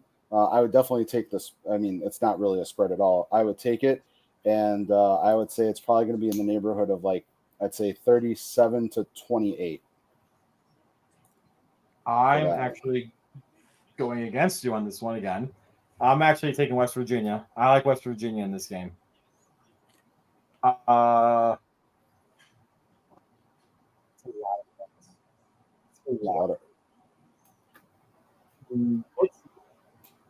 Okay, you know what? Yeah, I'm gonna go West Virginia and win and cover, obviously. And I'm gonna say over. That over scares me. I'm not gonna lie. That's a lot of points. It's a big over. Neither team really plays defense, though. That's the only concerning part for me. Or the over could hit. Be bold, Bruce. Take the over. I'll take West Virginia too. I'll support you, Bruce. I'll support you. I mean, it's essentially a pick 'em right now, but it really is. I feel like Pittsburgh at home, they tend to do a little bit better. They might throw out a special jersey, special uniform for them, so that might be an advantage. Oh, there it is. Yeah, the Bears are putting on orange jerseys this week. They might play better against the Texans. I don't know. The Texans, they pulled out that all-white uniform. I'm not a fan of that one. I was like, no! They should have okay, real quick. Can I say this real quick? Sorry. So it'll be 2 seconds. So apparently the Chicago Bears have scoffed at the idea of the all-white jerseys. Missed opportunity. Oh, yes. With the white lid too? Yeah, with the white. Yep, they scoff at it. And I think it's absolute asinine. And like I would get that jersey, and I would try to buy a replica helmet in a heartbeat. Heartbeat. Bruce, anyway, sorry, go ahead, Kenny. I got you, boys. All right, so the next one I got is a game they used to call the Civil War, which is Oregon State.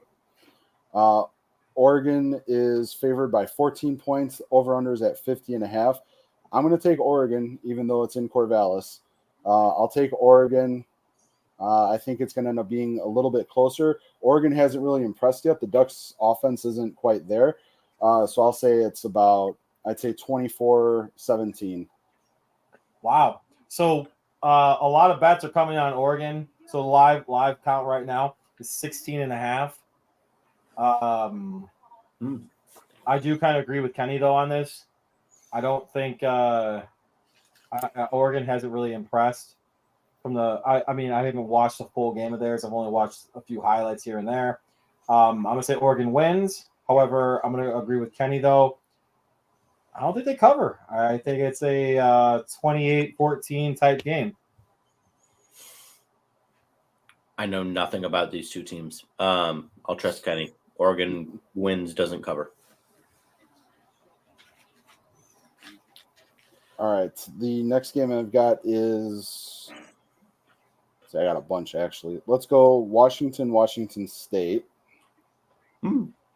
Washington, and that's another rivalry game. So this is a early matchups for rivalry games. Yes. But it's also now they're both out of conference. So Oregon State used to be the in conference last game of the year. Same with Washington State. It's at Washington. Washington Huskies are favored by 5 points. Over under is at 53.5. So I think the Huskies win. I think they'll dominate Washington State. They lost their quarterback in the transfer portal. That whole Pac-12 shakeup really messed with them. So Washington wins pretty easily. I'd say 38-24. What was the what'd you have for the spread at the time, Kenny? Right now, 5 points. So mine's coming in right now in Washington State, which is idiotic in my opinion. I totally 100% agree with Kenny. I think Washington wins this, and I think it's big. I think it's I'm comfortable saying if you put 8.5 on Washington for the spread for an alternate spread, you'd be comfortable in that. I'll do 7.5. We'll go 7.5. Just be that guy. All right, 7.5. Washington wins. It's the over under. A lot of money on the over apparently because now it's at 55.5. So I'm gonna go over on that one too. So if we want to go score, Washington. I'll say Washington 38. Washington State 24. I'll go 31-24 Washington. That's all I got. All right. Next one is one that I wouldn't have even considered last week, but based on their epic failure, I've got Notre Dame on the road. Yeah, I knew that was coming.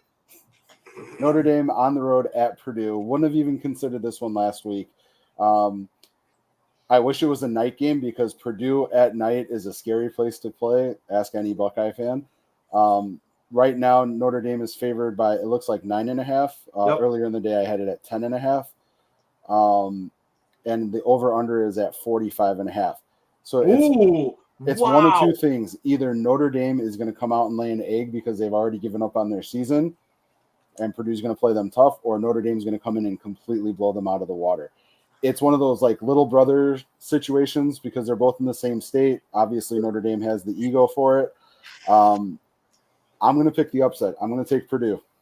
Whoa, let's go, Kenny! Especially with that 10.5 spread, I really think Purdue can hang with them. But yeah, I think the score ends up being, I think Purdue wins outright, but I would take it with the spread for sure. I think the score is going to come in something like, what is it? I'd say if Purdue wins, it'll be a nail biter. So I'd say 24-21 Purdue. Kenny, I absolutely love it. Like, I'm not gonna lie. Like, I actually got goosebumps when you picked that game. That's probably the first time I've actually. I just got him again. Hey, real quick, shout out Jordan Hansen from NIU. I had the opportunity to coach this young man when he was at Hersey High School. When I was coaching him in basketball, one of the greatest people I could possibly talk to. Hard worker, great person. Played safety at NIU. Messaged him, congratulated him. Let's go, my guy. Let's go. Let's go, Huskies. That being said, 9.5. I'm gonna pick Purdue to cover. I'm gonna pick Notre Dame, unfortunately, to win this one. Over under right now is at 47.5. Apparently, there's a lot more money or more money coming on the over. I'm gonna bet the over in this one too. I think it's gonna be a close game. I think that it's gonna be a close game. I think I'm picking Purdue to cover. Excuse me. Did I say that? I think I did say that. Maybe not. Picking Purdue to cover, but Notre Dame to win. It's going to be like a 35-28 type game, something like that. Give me Purdue. Let's go. I think I'm just being a bitch. There's a realistic world where Purdue gonna win this game, and everybody's gonna be like, "There's no way." Yeah. If it was at night, Purdue would have the clear advantage. There's just something different about West Lafayette under the lights. It's a smaller venue, but they get that rocking. Dude, Kenny, if they wore the black jerseys too, woo, with the black helmet and the railroad going down the badass. Yeah, that's one of my so favorite badass. helmets.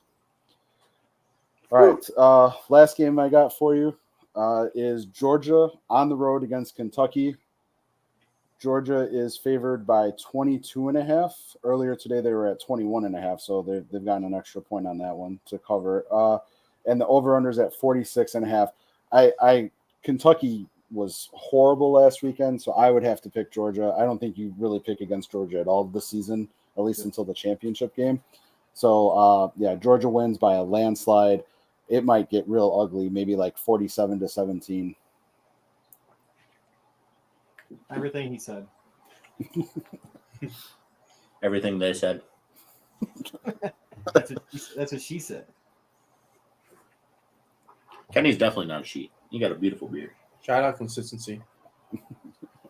Let's go. Let's have some fun, boys. Let's go NFL. Toss them out there. Hey, you want to read off the games? I have to pull them up. All right, first game I got New Orleans at Dallas Cowboys. Cowboys are favored by 6.5. Over under currently, according to FanDuel, shout out, is 46.5. Let's go. I'll go first. Cowboys win, Cowboys cover. Sorry, should I say it again? No. Cowboys win. Okay. Cowboys win, Cowboys cover. Sorry, Connor. Cowboys lose. Saints cover. Oh, well, obviously. Cowboys suck. Their quarterback is horrible. I'll take the Cowboys at home, only because they're at home. If it was the Saints at home, I would pick them. That's the only reason. Jerry's world is a little bit different to play in. I agree the quarterback plays terrible, but for both teams, and I'm mad at the Saints for not getting Olave the ball a little bit more last weekend. So, next one. Oh, sorry, buddy. No. Next game I got Tampa Bay Buccaneers at the Detroit Lions. Detroit is favored by 7.5. The over-under is at 51.5. But keep in mind that Baker Mayfield is playing like a baller, better than Johnny Manziel ever did, Kenny. But I'm going to pick the Detroit Lions. However, I'm picking the Tampa Bay Buccaneers to cover this game because I wasn't impressed with what the Lions did against the Rams. However, I do think the Rams are a sleepy good team. That being said, I'm going to go... 24-21 under. I will go Buccaneers win this game. Ooh. Yeah, I will agree with you, Bruce. The Lions did not look impressive to me the other night. No. Baker Mayfield looked really good. Granted against Washington, but Right. I think this will be a very competitive game. Worst case scenario, Bucks cover in a loss. Yeah, I'll go Lions win, Bucks cover, take the under. I just there's something about the Lions. I think it's pretty special this year, so I got to go with them for right now. You know what else is special, boys? Deshaun Watson massage. Cleveland Browns at Jacksonville Jaguars. The Jaguars are favored by 3. Over under is an amazing 41.5. Jacksonville Jaguars win. Nice. The Browns look so bad. Their defense is so good too. Yeah, like the problem is they just kept giving the Cowboys back the ball. It was impossible. Yeah, I mean, I think Jacksonville wins and covers. I don't think it's because they're good. I think it's because the Browns are going to be that bad until Nick Chubb gets back. I second that. I need some Nick Chubb in my life. Exactly what MJ said. I think the Browns just look pretty terrible right now. So Jaguars don't look that great, but I think they're gonna take care of this one pretty easily. Agree. All right, boys. Next one: San Francisco 49ers at the Minnesota Vikings. 49ers are favored by 5.5 only, and the over-unders at 46.5. I'm going 49ers win, cover, And I'm going to bet the under in this one. Why are they kicking the field goal with 8 seconds left? Why? No timeout left? No. Yeah. That's not the context for that, Connor, but good try. A for effort, Pook. A for effort. Okay. What's the game? Sorry. 49ers Vikings. 49ers murder them. Over under is 46.5. Over. 49ers murder them. That's all I got. 49ers win. 49ers cover. I'm hesitant to take the over, but Minnesota's dog shit, so I'll take the 49ers to take the over. All right, boys. We got the Fighting Jim Harbaugh's LA Chargers at the amazing Carolina Panthers. Surprisingly, though, the Chargers are only favored by 4.5, and the over/under is an abysmal 38.5. I'm going to bet the Chargers to win, and I'm going to bet the over in this game. Well, actually, no, I'm going to bet the over. Actually, I'm going to bet the over. I feel like you have to bet the over. Right. That's how I know. I feel like you have to, which is probably why they're doing it. I'm going to go over, and then, I mean, the Panthers should lose. If the Chargers somehow lose this game, Jim Harbaugh. The over or the spread's 4.5. Yeah, if the Panthers win this game, Jim Harbaugh should retire on the spot.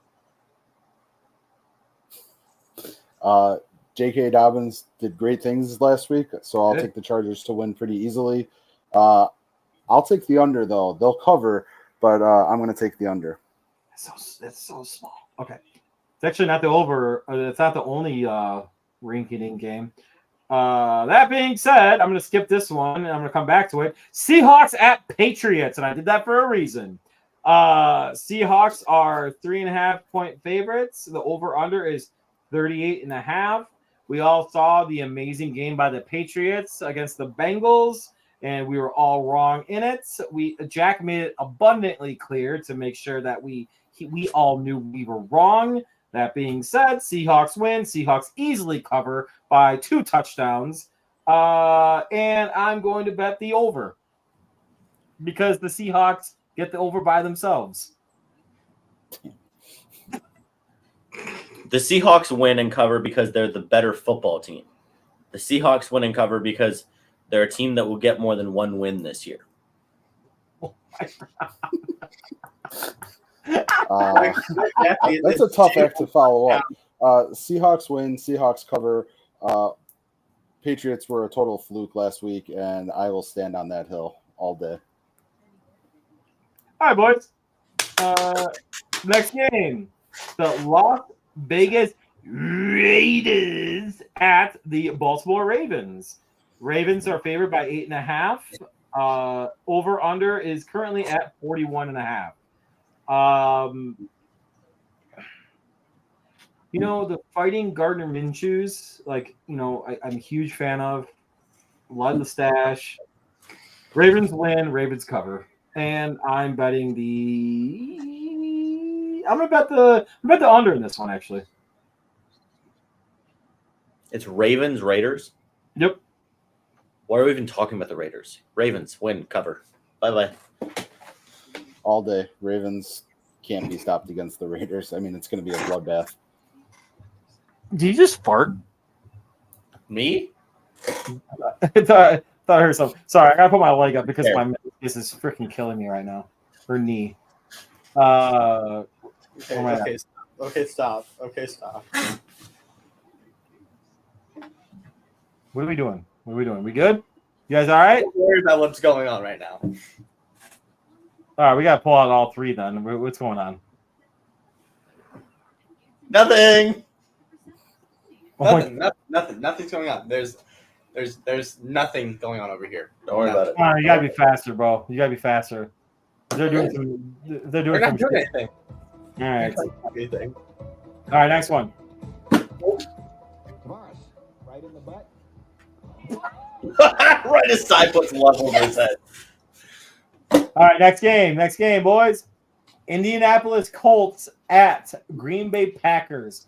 Currently, the Indianapolis Colts are favored by 3. Over under is at 40.5. Okay.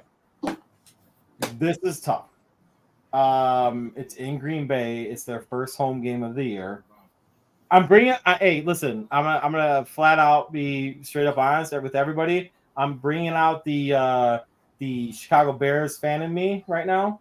And the fact it's in Green Bay, one of the toughest places to play in. They're going to be hyped. Everyone's going to be pumped up and ready to go. I'm not a huge fan of Anthony Richardson. I'm not going to lie. I think the Green Bay Packers win this game, and I'm going to bet the over. I can't believe that you picked the Packers. I think they honestly, I think they do enough to win this game. I'm not gonna lie. For whatever reason, I actually think that it's kind of a rallying thing, dude. I mean, I really think it will be more of the Colts are bad than the Packers are good in this game specifically. I don't know, this is 2 weeks in a row I picked the Packers to win. This is weird. I don't think Anthony Richardson is ever going to get it together. He's got an incredible arm, but then he will airmail everything. Like I don't think he's got it. I don't think he's got it. I'll say Packers win and cover. Not confident in it though. I'll take the Colts, but you got to bet the under on it. I think the Colts come in. I think they are sneaky good. Talk about the Rams being sneaky good. I think the Colts have a little bit in there. They might be able to compete for the South, but I think they got enough in the tank to beat the Packers right now. I like that, Kenny. All right, next game we got the We got the Jets at the Titans. Well, being a person that saw firsthand the Titans' interior defense and their line and what they can do, however, but also seeing their amazing quarterback play, I'm going to pick the Jets in this one. The Jets are favored by 3.5. They're going to get that, and I'm going to bet the under in this game. 41.5, sorry.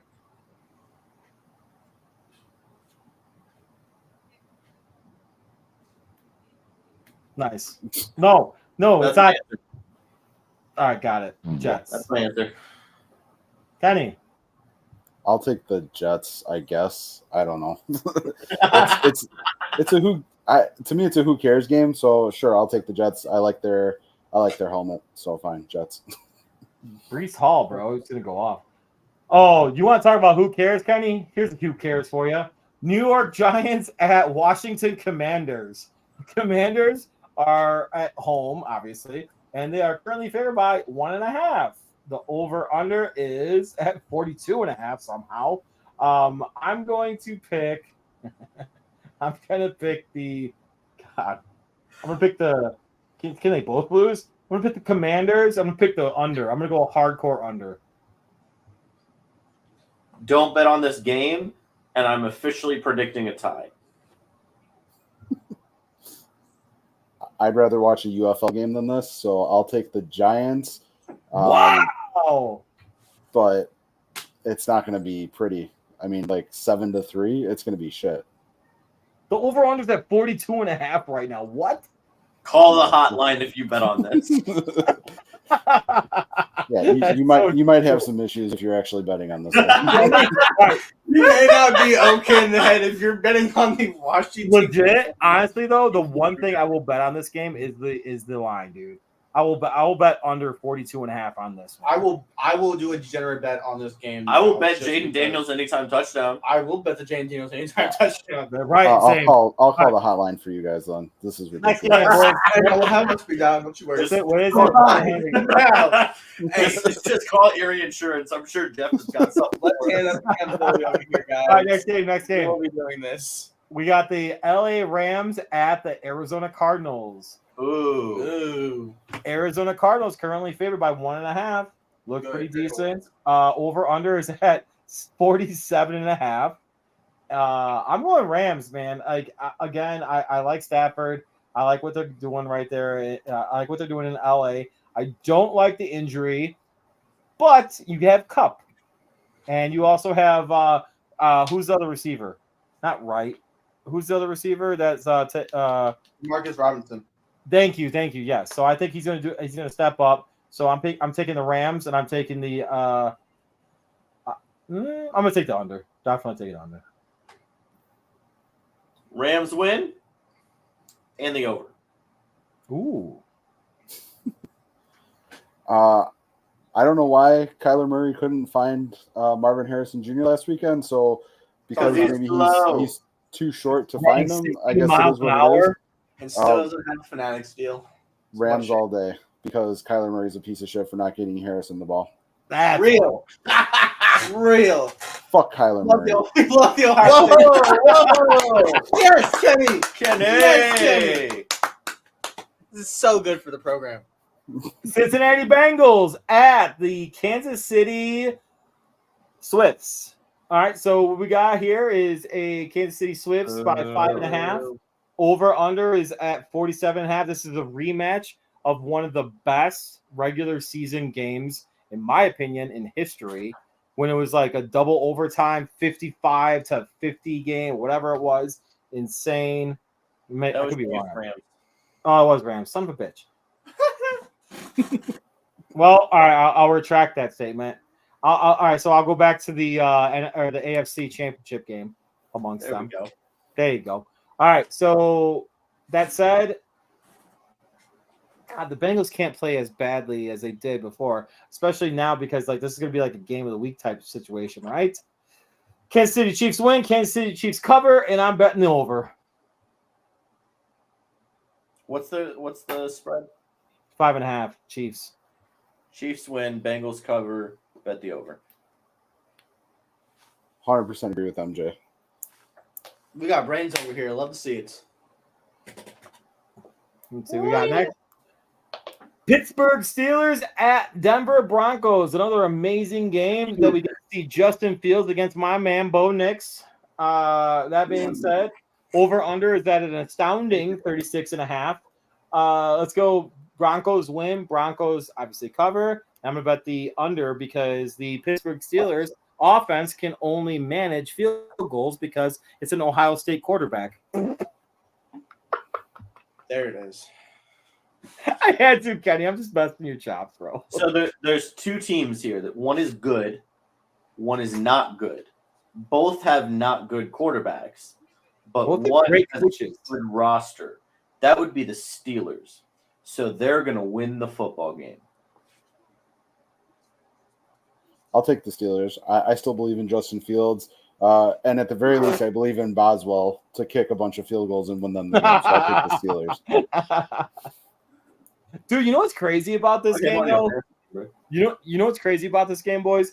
The fact that you have Mike Tomlin and Sean Payton coaching two teams that arguably are nowhere near. Well, obviously, one is potentially playoff in conversation for playoffs, but like aren't like a part of any kind of conversation about competing for anything. You know what I'm saying? Like, I don't know. I just think I find that wild. I do. All right, next game. We have the beloved Chicago Bears at the Houston Texans. Currently, the Texans are favored by 6.5. The over-under is at 45.5. Should I start? Am I starting? All right, I'll start. Yeah. All right. Houston Texans win. They cover. I'm going to. I'm actually going to bet. I'm going to bet the under. Just barely, though. Can we place a side bet on is Caleb Williams actually throwing a touchdown today or no? Oh, we can 100% make that side bet. Thank you. I'll take that side bet. You want to do it? Wait, no, you just would love to take the side bets. for that. No, seriously, we can do that. All right, so hey, real quick. Over under 1.5. Over under 1.5. I'll go over. I'll take the under. $20. Yes, sir. All right, cool. We got some degenerates on this program. Yes, we Call the I like hotline. Hey, hotline. The line. The line. Now. The line. I'll go.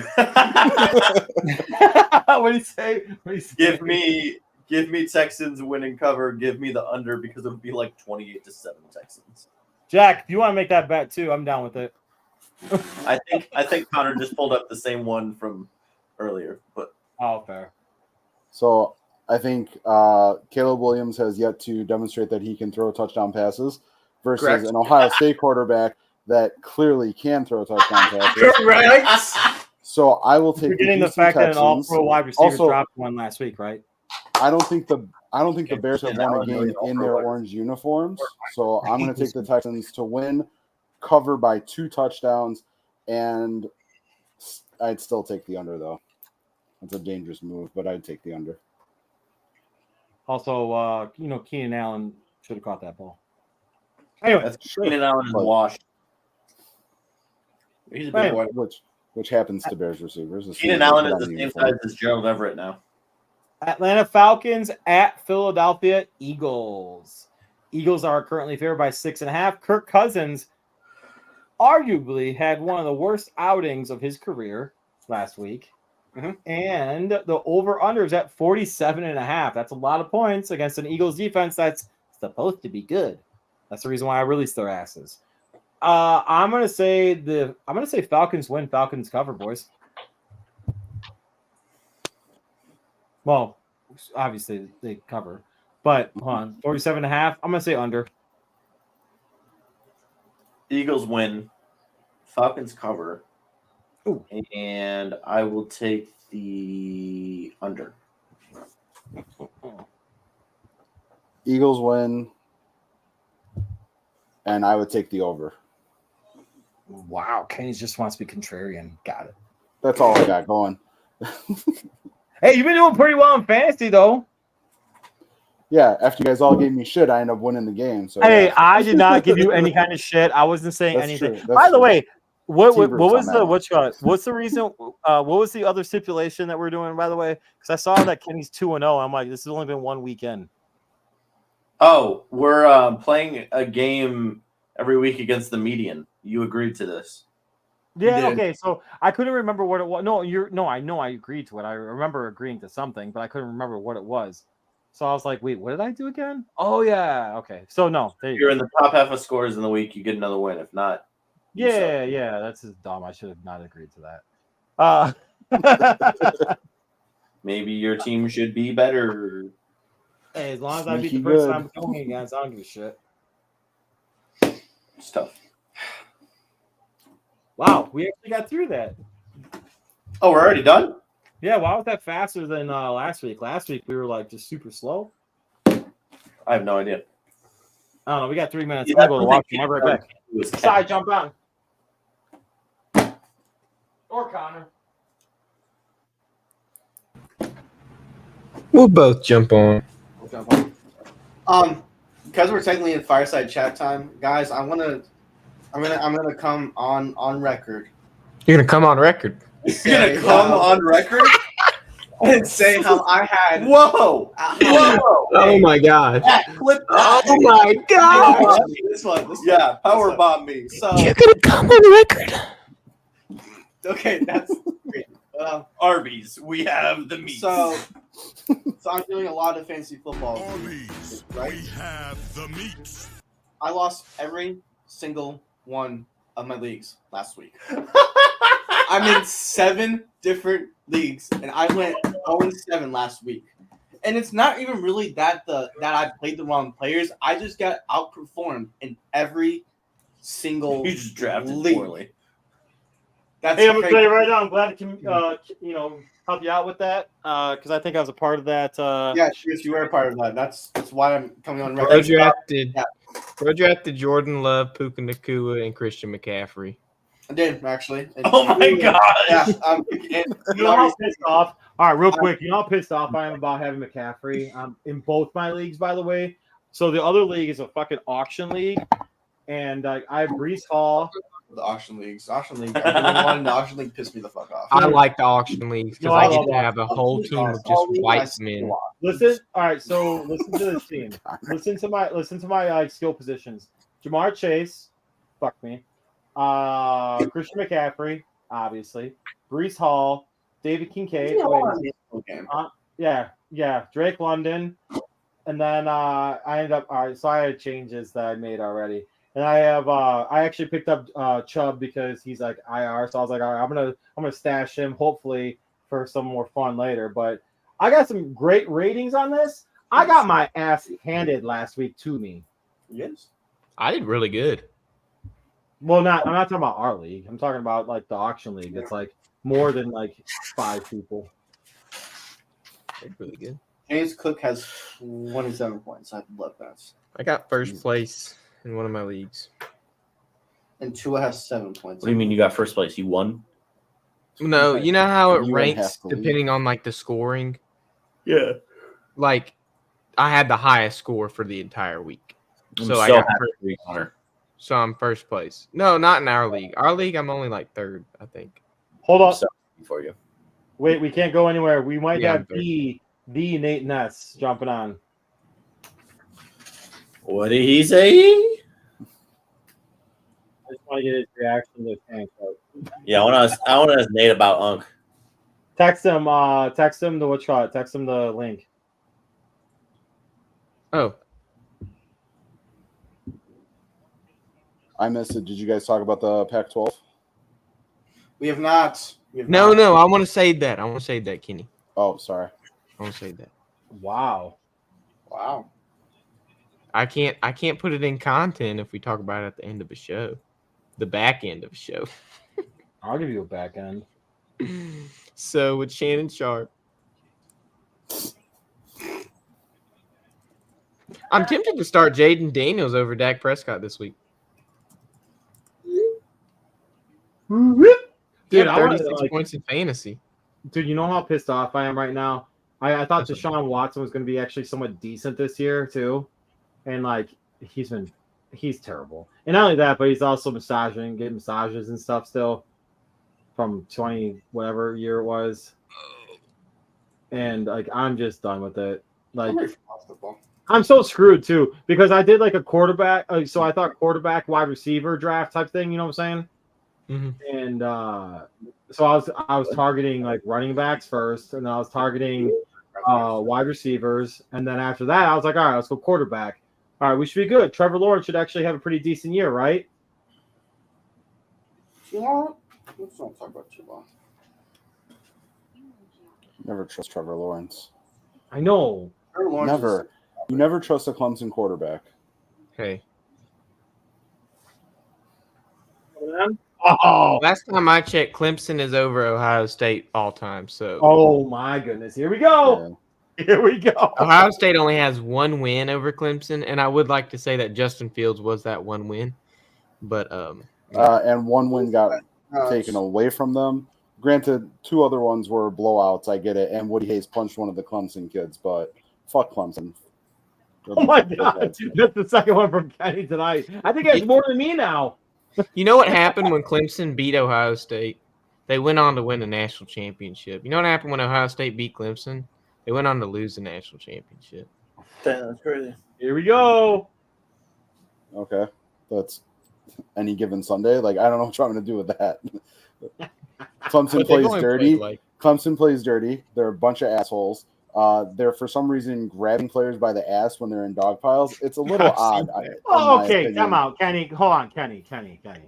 Anybody that's played football before knows that there's a lot of dirty things that go on in dog piles.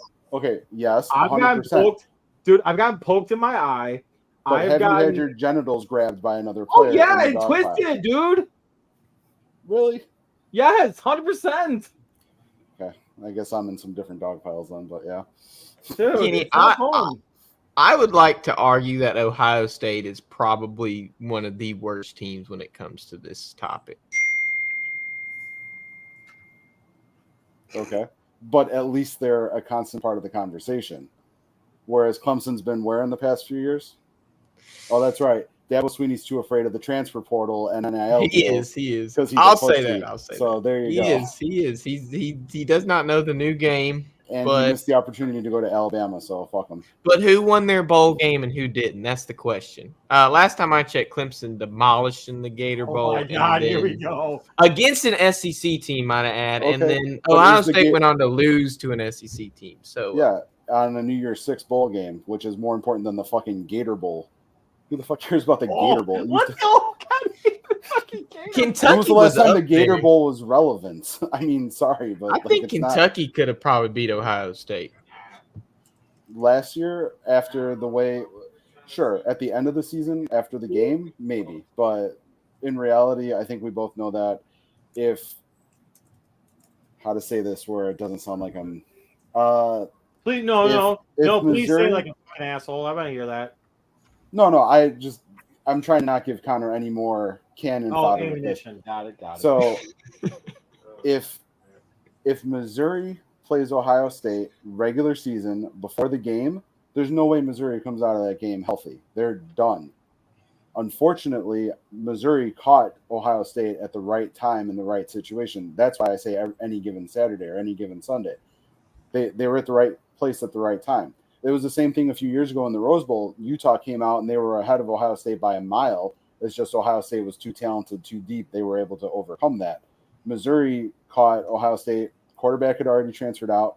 Backup quarterback who had only seen a few snaps in his life gets injured within the first half. And then Lincoln Kienholz, who is just above a walk-on, I think, ends up having to pilot the team without their best receiver, without a lot of their talents. Travion Henderson, I think, was injured or got injured as a result of the game. So, yeah, I think Mizzou caught them at the right time. Can But I you can argue. Hold on. Sorry, guys. Sorry. I know this is a very less serious comment that I'm going to make. Shout out to Dave Portnoy talking shit to Dan Bernstein because Dan Bernstein's an absolute clown. Piece of, huh? What'd you say, MJ? I laughed. Oh, absolute piece of shit. And he's getting what he deserves. Absolutely. And no one in Chicago, and no one actually that listens to good Chicago sports likes you ever. And to be honest with you, the fact that you demean every single caller, person, or anything like that that has an opposite opinion of yours is absolute asinine. So you're getting what you absolutely deserve. So Dan Bernstein, this is from Coach Bruce. Go fuck yourself. All right. Sorry. I don't think Nate's getting on. That's all right. Yeah, probably not. That's all right. Kenny, sorry. Finish your thought. No, I mean, that was pretty much it. Mizzou caught Ohio State at the right time. I'm not one for making excuses, but if you look at the roster, Ohio State was demolished by that point. Oh my God, Tua, what are you doing?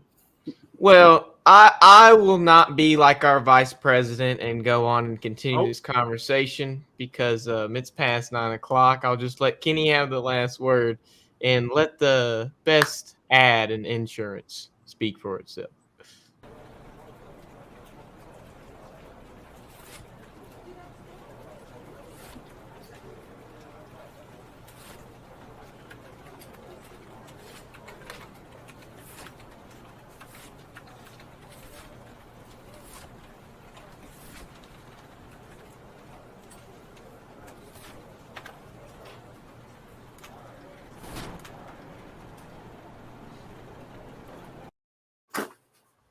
Oh, Bruce.